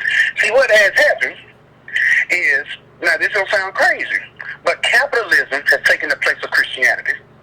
Ooh. And the pastors, okay, that people used to go to, are now our black celebrities. Celebrities. Those are the pastors of this black capitalism. Do you understand? And people are praying to these people, begging these people, looking for a way out. And that's what our black women are doing. Now, I just watched a special. I watched a special on Beyonce in the church. They were singing Beyonce. They was in the church singing? What they were singing? In the church singing Beyonce, called it Beyonce Mass. Oh, my.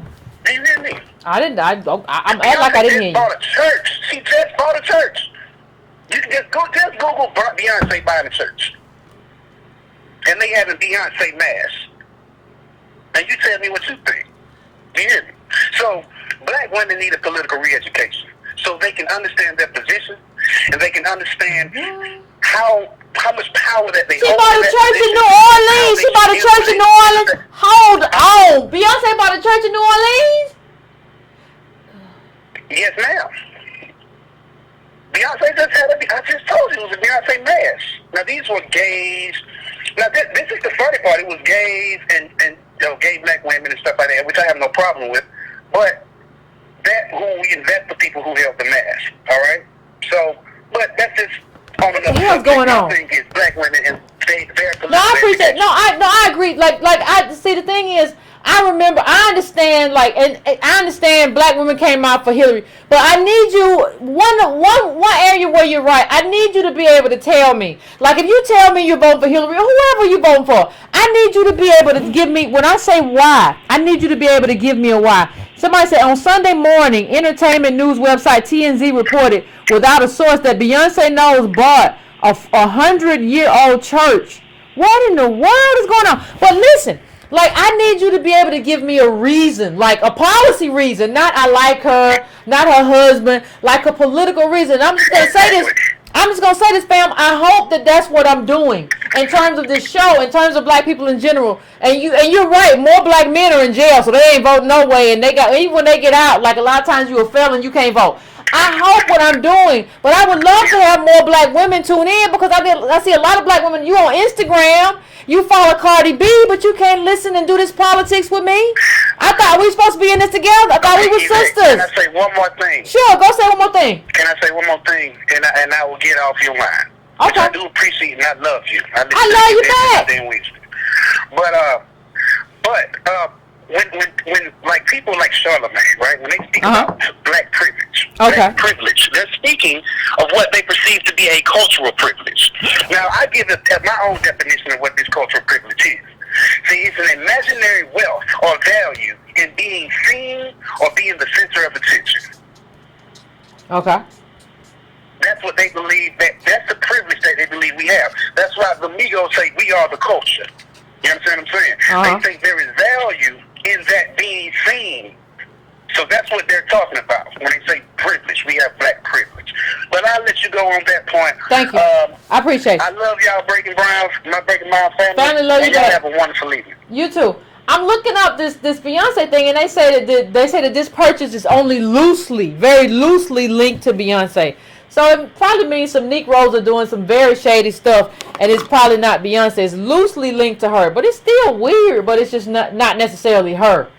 So it is what it is. But I think this is part of what we do here. I'm not trying to blame necessarily anybody, but we have to do re-education. We have to do political education because we don't really have a choice. Like, we think we white. Like, we can just go on and I can do fashion. And then the black, I can just watch football. I don't really get up political stuff. You can't do that. That's not where we are you don't understand our wealth position. These people are coming down like a hammer. And we have to, politics is our only end. And that's where we are. So I'm going to 757 now. 757, what's your name?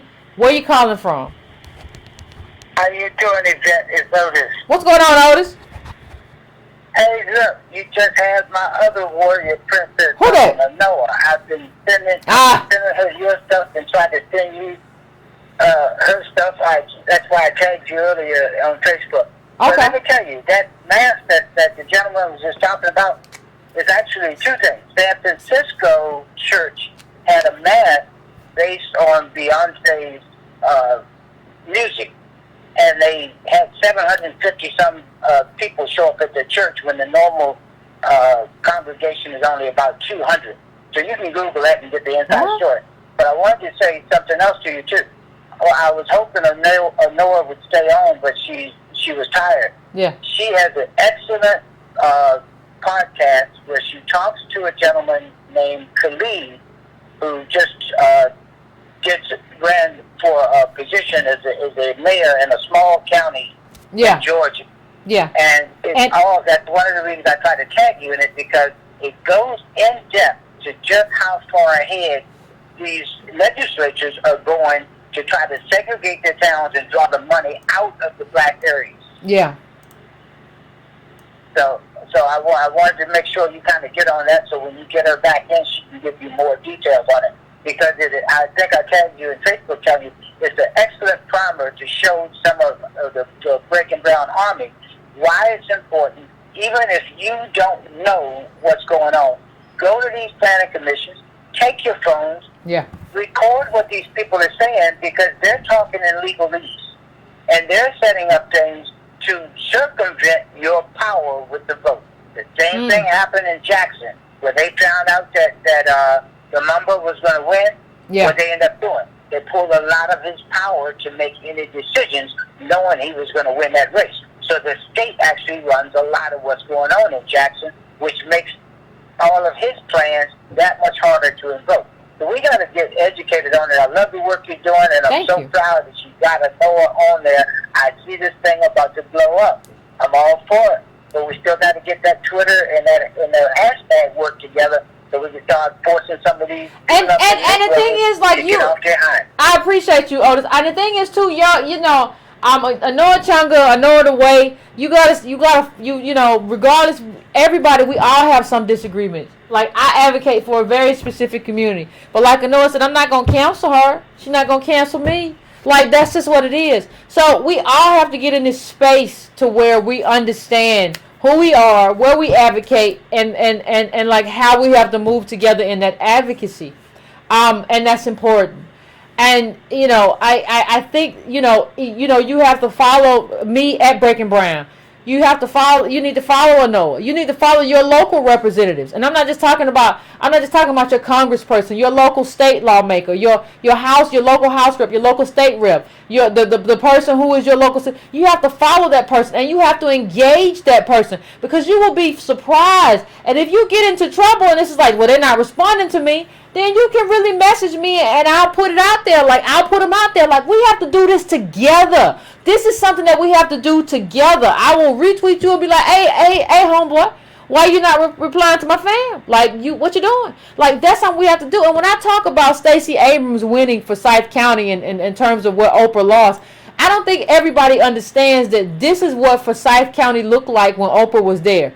Racial purity is Forsyth security. And you're telling me that that Stacey Abrams in the Democratic primary, you're telling me that she won this racial purity is Forsyth security place? Now I understand that no Republicans could vote.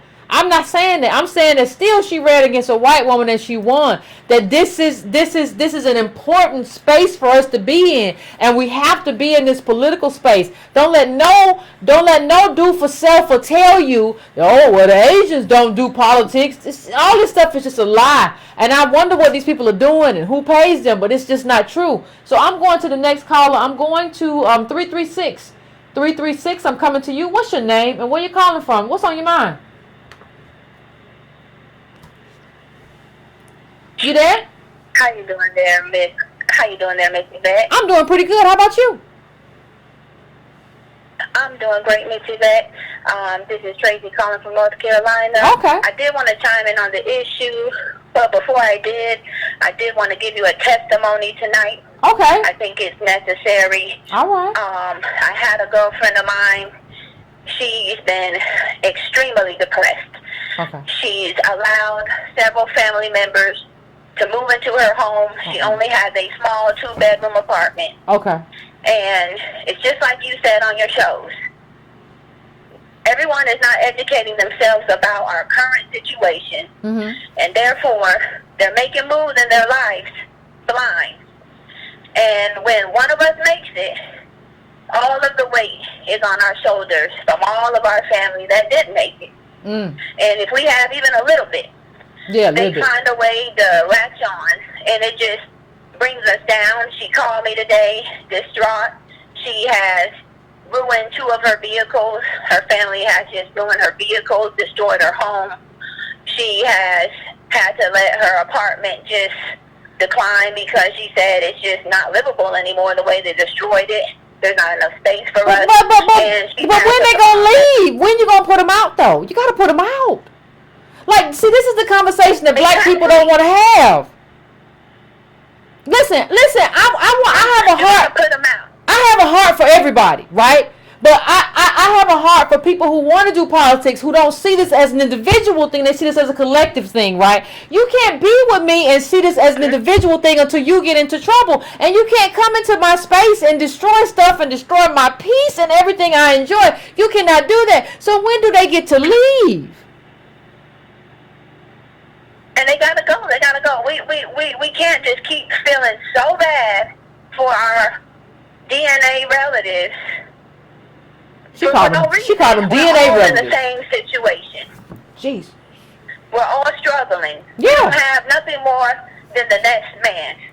And that brings me to my testimony that when I gave her the information to go on your YouTube channel and look up your information, by a few hours later, she had called me in a totally different mood. And I know that is not a coincidence. Okay? And people need to stop it already. We don't need 1, 2, 3, 4, 5, 6, 7, 8, 9, 10 leaders. We already have people implanted into our communities, but we are too busy hating, bringing them down, that we're not getting anywhere. We don't need another Malcolm X. We have people like you, people like Tone, already in the community. You just had a guest on your show. She's already in the community. Yes, she is. So we need to start joining the forces. This is not going to work from YouTube. People have to stop it already. Yvette can do nothing from YouTube. She has reached out to us on several occasions, asking us to join her, asking us to support her. She's bringing us free knowledge every week, and still we do nothing.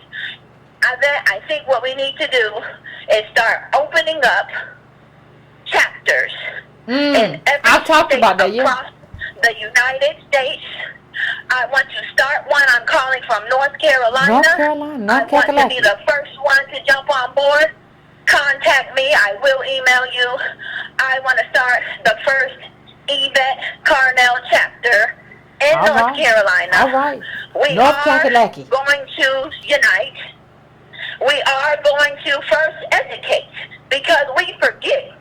We are That's the foundation. That's the foundation. Number 1. We're not on step number 10. You forget something. We're on number 1. We're only in the info getting stages, because your parents, they do not have this info. They slipped in on a wave of opportunity. The conditions were so bad for them. They were so bad for them. Anything that they got from the government was awesome. Absolutely. Trust and believe. They was not thinking about what conspiracies were going on. The conditions were so bad, they had to take whatever they can get. That is not the situation we're in. There is no next generation. We will shed blood. We have to get out here and unite. We cannot be fearful. Our ancestors were not fearful. And we have to unite. We gotta do what we gotta do.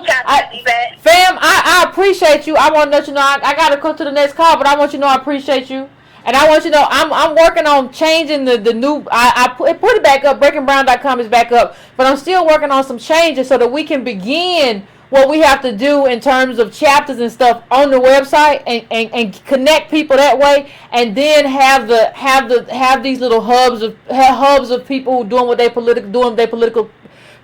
do politically, but also have them have a space where they're available so I can connect with them and all that kind of stuff. So I'm still working on it. I want to thank you, fam, for calling in. I want to thank you for doing what you got to do to call into this show and talk about, like, it's messed up. Like, yeah, some people will be mad at me, like, Yvette, why you say she got to kick them out? They done destroyed. She said they done destroyed her house.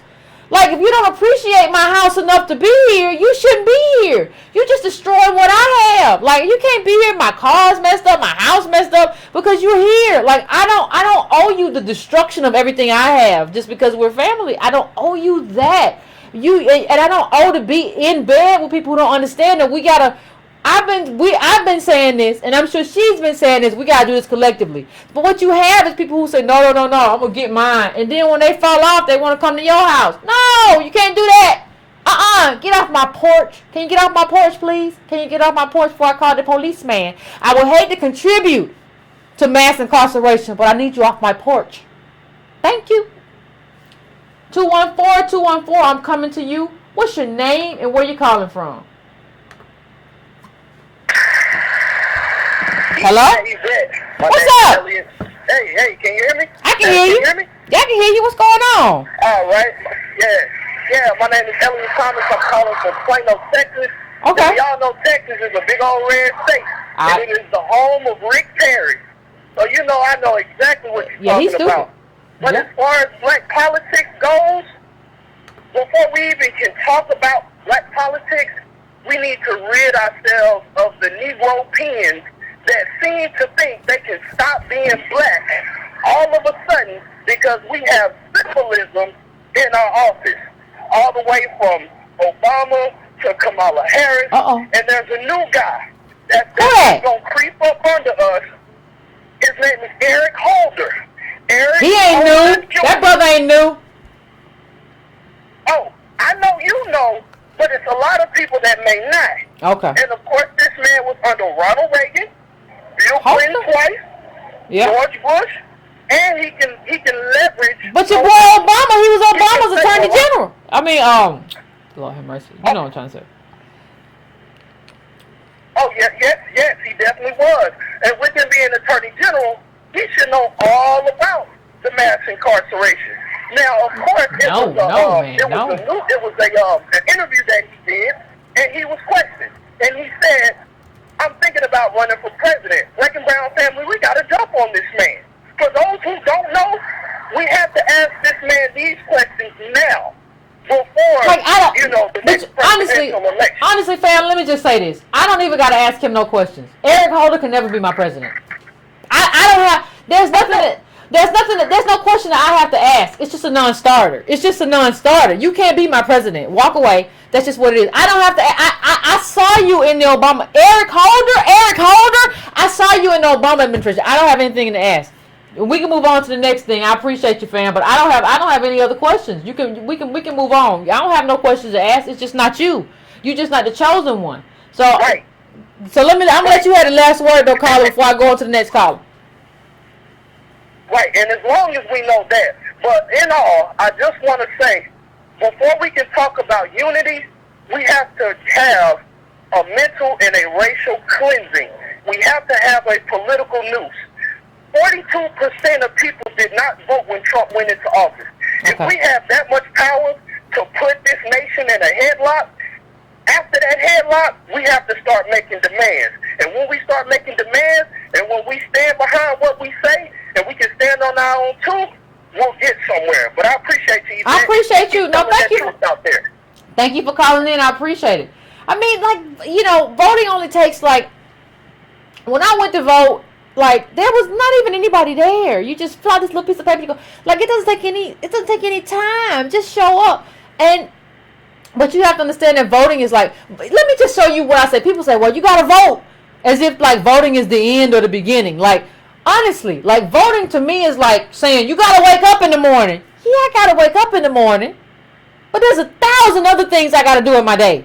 That's how you got to think about voting. Voting is just the base. Voting is just the base. If you're making soup and you put some broth in a pot. It's just the base. When you wake up in the morning, it's just the beginning of what you have to do. That's what voting is. It's not just like you put this little, I voted stamp on your chest and it's over. That's not how it works. It's just the baseline. It is not. You should have done a whole bunch of stuff to lead up to that vote versus picking that candidate, donating to that candidate, researching a bunch of different candidates. It's a whole lot of stuff, like reaching out to grassroots organizers, supporting them where you can. It's a whole lot of stuff you should have done before you get to the ballot box. That's all I'm saying. So stop thinking of voting as a way to pat yourself on the back. Yeah, you got to vote, but you don't deserve nothing special because you showed up for 5 minutes at a ballot box. Give me a break. Like, we're the poorest people on the bottom. We're in the cast. You don't get to just say you did something special because you voted.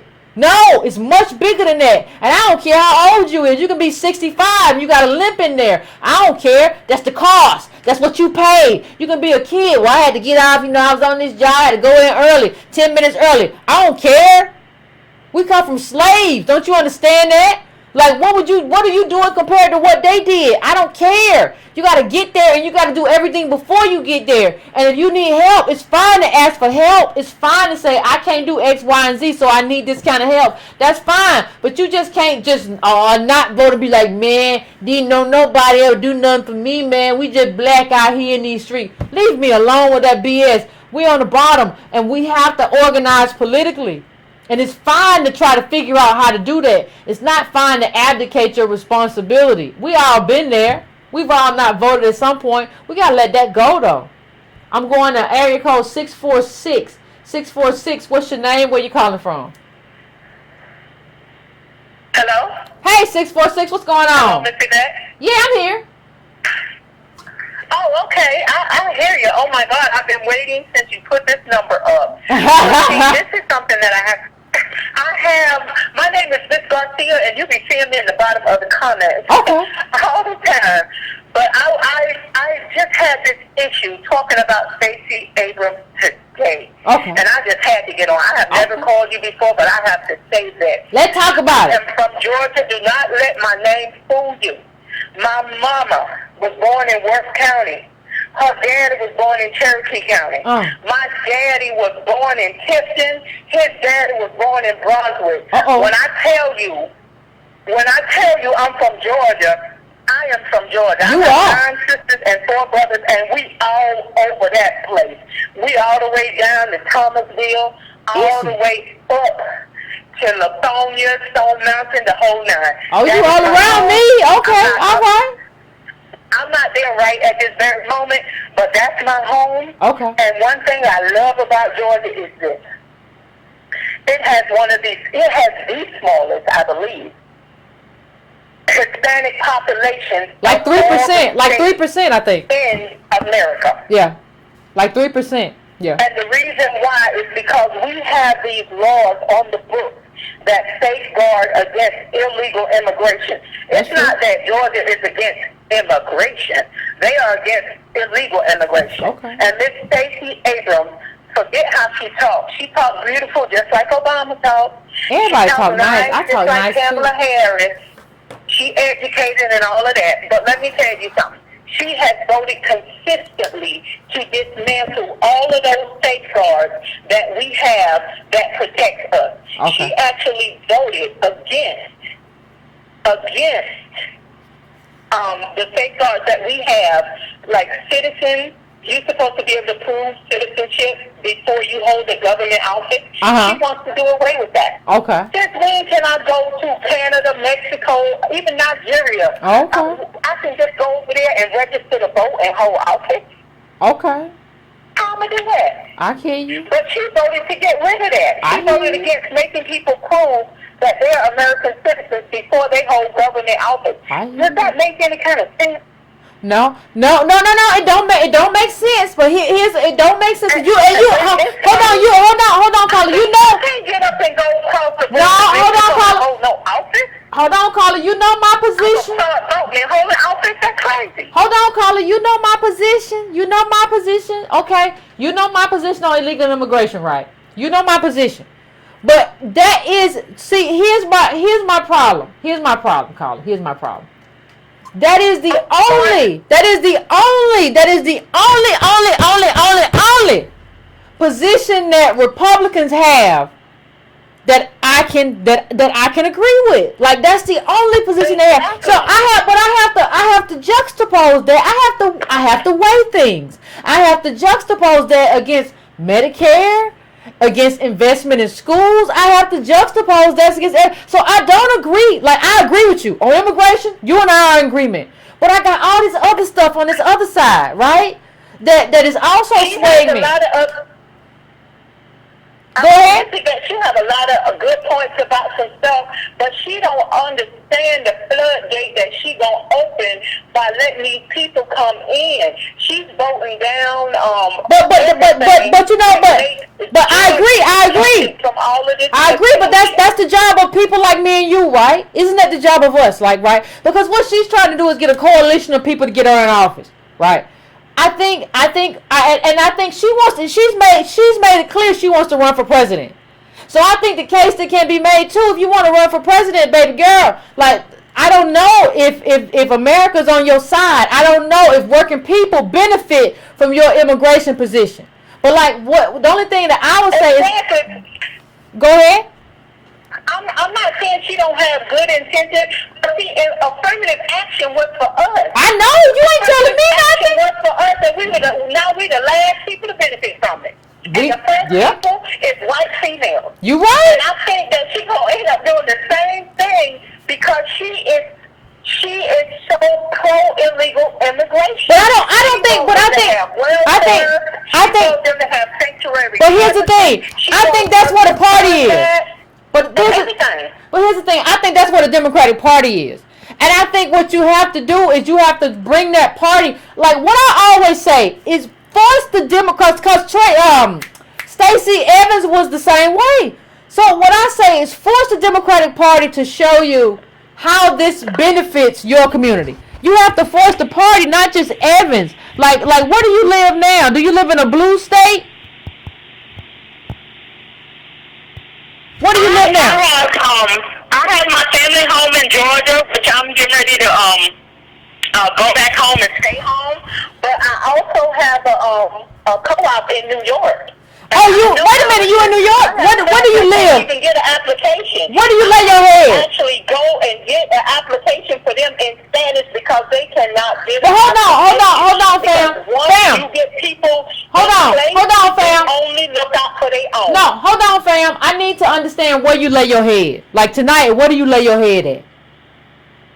I'm in New York City tonight. Okay. See, the thing is, that's the thing. I can't see that. I appreciate you, fam, but I'm in Georgia right now, and I can't live and die based on immigration. I have to live and die based on a whole bunch of other issues that don't have anything to do with immigration. You get to be in New York. I don't get to be in New York right now.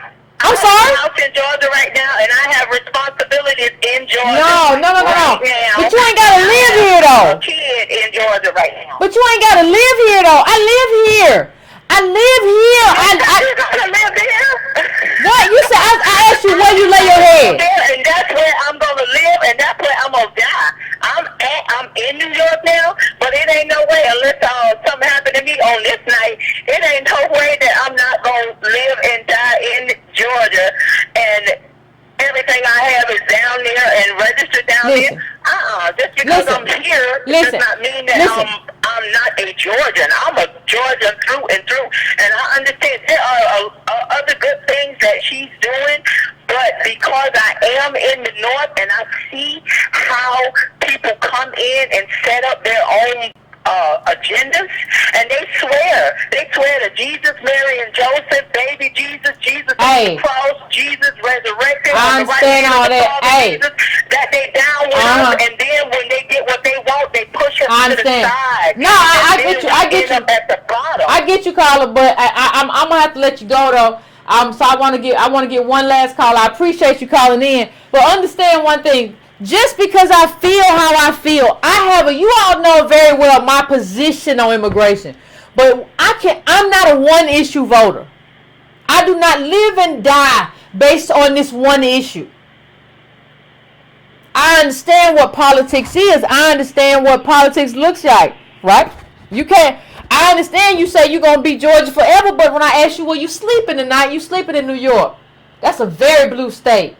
Like, you're going to have to be sleeping here tonight to talk to me. Now, I understand. I totally understand. I totally get it. But, like, here's the thing, black people. Like, we have a lot of issues. Like, my immigration position has never changed. A country with dwindling opportunities does not need more immigration. But what I'm going to tell you is that, like, if I can get Medicaid expansion for black people, like, if I can get black people to have more health care, if I can get black people to have better schools and all these schools not turn to charter schools, there's a lot. If I can get more whole scholarships, like, I can't be a one-issue voter. I don't have the luxury of that. My community has too many needs for me to be a one-issue voter. I can't just vote on immigration. I'm sorry. I see what these Republicans are doing to my community, to my state. I can't do it. So I'm going to go to, this is probably going to be our last caller. I'm going to 78, who was this? 786. 786, what's your name and where you calling from? 786, you there? Hello? What's going on? Oh, yeah, glad. Thanks a lot. One of the first things I want to talk about is that we do need an education, a political education, because the bottom line is this, that the United States is ran off of laws. And so we vote people in to make laws. And if black people don't vote, they don't have an understanding that, okay, then why are white people going out of their way to do, to stop black people from voting? And we have all these cases in court. If voting wasn't important, your common sense should tell you, why are these people going so much out of their way to stop us from voting? If it had no power, these people would be paying, these white people would be paying it no attention. They would not be trying to draw. Yeah. So right off the bat, that tells you how important it is, because these people going out of their way to try to stop you. And as far as voting is concerned, when you vote for people, you are hiring these people. People vote like, wait a minute. When you go to the polls and you vote for these people, you are hiring them. Now, once you hire them after you done voted, you don't never call the office. You don't never go up there about your issues. And then 4 years later, you put them back in, but you talk about government don't work. Now, what you going to do if you don't never go, if your boss don't never come to work? You at work for 4 years. The first couple of months, you're going to do everything. You're going to be like, wait a minute. My boss, come in here. After a year, you will say, well, wait a minute. Let me start using this office to do what I can do for myself. Yeah. After 2 years, wait a minute. I'm running things. I ain't got to answer to nobody. And then you say the system don't work. It don't work if you're not keeping track of your employees. It's not going to work. So how you going to blame these people that you have in power when you're not doing your job? It's your responsibility as a voter to keep these people in check. Yeah. And if you're sitting home and you're not doing nothing, and then 4 years later you talk about, well, they're horrible, the government is horrible. Yeah, because you need to look at yourself, because you do not have your employees in check, and you are not holding them accountable. Case in point, the Congressional Black Caucus. There you go. These people took the signed off on the Blue Lives Matter bill. Where is the outrage from black people? Where is it on these black sites that you see people talking about, anybody talking about this bill that they signed for police to have more power to kill black people and be unaccounted for? But yet still, this is the Congressional Black Caucus. People sit on here talking about Maxine Waters. You sit around talking about people, and look at her voting record. When you look at her voting record, she votes consistently on issues that protect black people. So how do you want to sit in here and talk about she's a coon and she wearing a sombrero and all that stuff? But you going on emotion. You are not going on facts. So I go on facts. Just like you said, okay, then this system might want to help immigrants or whatever.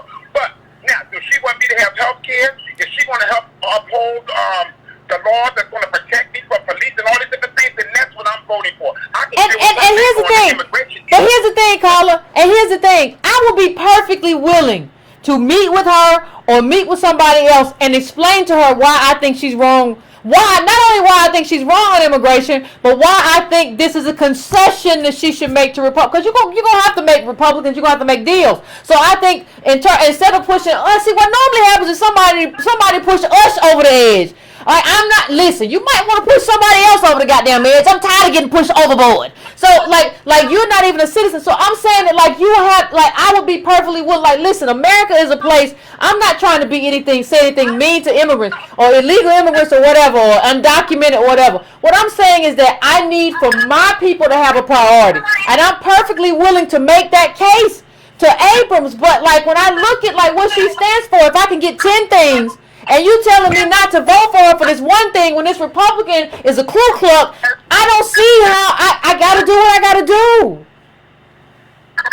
That's right. That doesn't benefit us. You don't throw the baby out with the bathwater. Come on, let's get real. And that's what you're saying. It's just like when you look at, and black people have to get together and, all right, just like we have lobbyists in Washington. Now, you tell me, you get 1,000 black voters in your city, and you take them and say, look, we vote as a block. And this is the stuff that we don't like. And if you proceed to go carry on like this, when the next election come up, you out. Now, you can't tell me that will not have more power than a lobbyist. If you go in there and say you got 1,000 black voters, you got a list of black voters, this is the black voting bloc, and what we saying is this is our agenda and this is what we want. Yeah. And what we saying is you don't follow this agenda when the next election come up, your ass is out of here. You're not going to tell me that does not have power. Yeah. We cannot sit around and say that, like you said, you go and vote and you think that that's it. No, you are hiring these people. You are supposed to hold these people accountable for their actions, and you're supposed to let them know. You don't follow through, you might as well start packing your kit, because you know what? You're out of here. And I don't care if it means the Republican getting in. I don't care what it means. You're out of here. So the next one that comes behind you after this Republican, they're going to know. You don't follow, you don't toe the line, you're out of here. Yeah. What's this thing? What we got to do is you got these people sitting up voting for laws that are going to affect us, like, again, the Congressional Black Caucus. I'm just chewed through with the fact that these people set up their black men and women voted to give police more authority over us in our communities, with all these black people dying at the hands of police, and you have the majority of the Congressional Black Caucus, the majority, 94% of them sign off on that type of shit. Come on. And we not angry, we not outraged. Yeah. You talk about Maxine Waters, but her name ain't on that damn list. She voted against it. But you talk about Maxine Waters, read her record. We got to stick to facts. People want to get up there and talk all this stuff about her. But it's also true, and it's also true, Carla. It's also true that Maxine Waters, regardless of what people think about her, there was a bill. There were members of the Congressional Black Caucus. I'm looking at you, Alcee Hastings. There were members of the Congressional Black Caucus who helped Wall Street find loopholes. Maxine Waters was not one of those people. Maxine Waters was also very much opposed to I mean, she also, during the time of, people talk about international black people got to stick together. Maxine Waters was always opposed to apartheid in South Africa and was very vocal about it. So I think if you're trying to find somebody to be to really go against in terms of that, you Maxine Waters ain't your girl. But I want to thank you, Carla, for calling in. I appreciate it. But facts matter. Facts matter. You right. Get online. You can put in any one of these politicians' records, and you can check their record. And when you check her record, facts matter. They do. All this talking about her and all this shit, you don't have no leg to stand on. Stop that negative, willful, ignorant thinking. And thank you, Carla. I'm gonna let you go right now, but thank you. And remember, Maxine Waters. Appreciate you, brother. Remember, Maxine Waters revealed to us about all that CIA stuff. Remember the CIA, Iran, country, and crack, and put it in our neighborhood? It was Maxine Waters that went to bat about that. See, what I'm trying to say is that you can't throw out the baby with the bathwater all the time. You say, well, Maxine Waters wore a sombrero. Yeah, because that's what her district is looking like now or whatever. But you can't throw that out with everything that she has done in the past. You just can't do that. And what I'm saying with Stacey Abrams is, like, this is what the Democratic Party is right now. But what I would like to do is move her in a different direction, right? But I'm not going to throw her away, because I understand how everything she's talking about is beneficial to my group. And she has this one space that I don't agree with.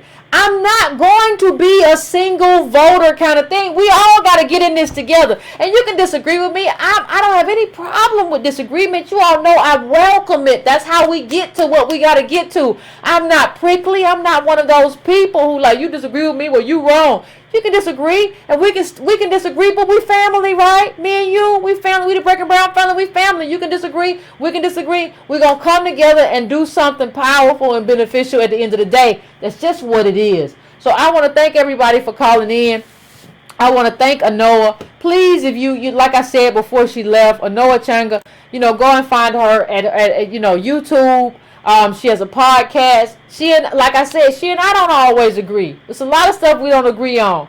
But I'm not gonna throw her away. We gotta figure a way. We gotta figure a coalition. We gotta build. We gotta do a lot of stuff. And it's up to y'all watching this too to kind of help me figure out how we do this next phase. How we build. How big is the Breaking Brown Coalition? How much do we influence? Right? We've been here a year and a half. We only at 45,000. It would be great if we were bigger than that, so that we could really have a voice.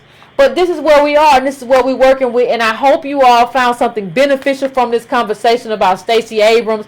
I hope you all will if you're in Georgia, you'll reach out. I hope will write a check. I'm writing a check, and I hope if she gets elected, that we will also hold her accountable. I think this is a teachable moment. I think this is a learnable moment. I think this is something that we got to do and move forward with. And I from what I've seen so far, I think she's a good candidate. Now, all that's open. That might change. That could change tomorrow. But this is where we are right now. So I appreciate everybody for coming through. I know this was kind of a weeds conversation where we had to really have a granular conversation about grassroots activism. If you aren't here and Anoa is not your grassroots person, you got to be that person or reach out to that person. That's kind of what the next stage after we land this political foundation, that's what it looks like. And I think this was a first glimpse of that. So I appreciate y'all. Love you. And I'm going to see you next Breaking Brown.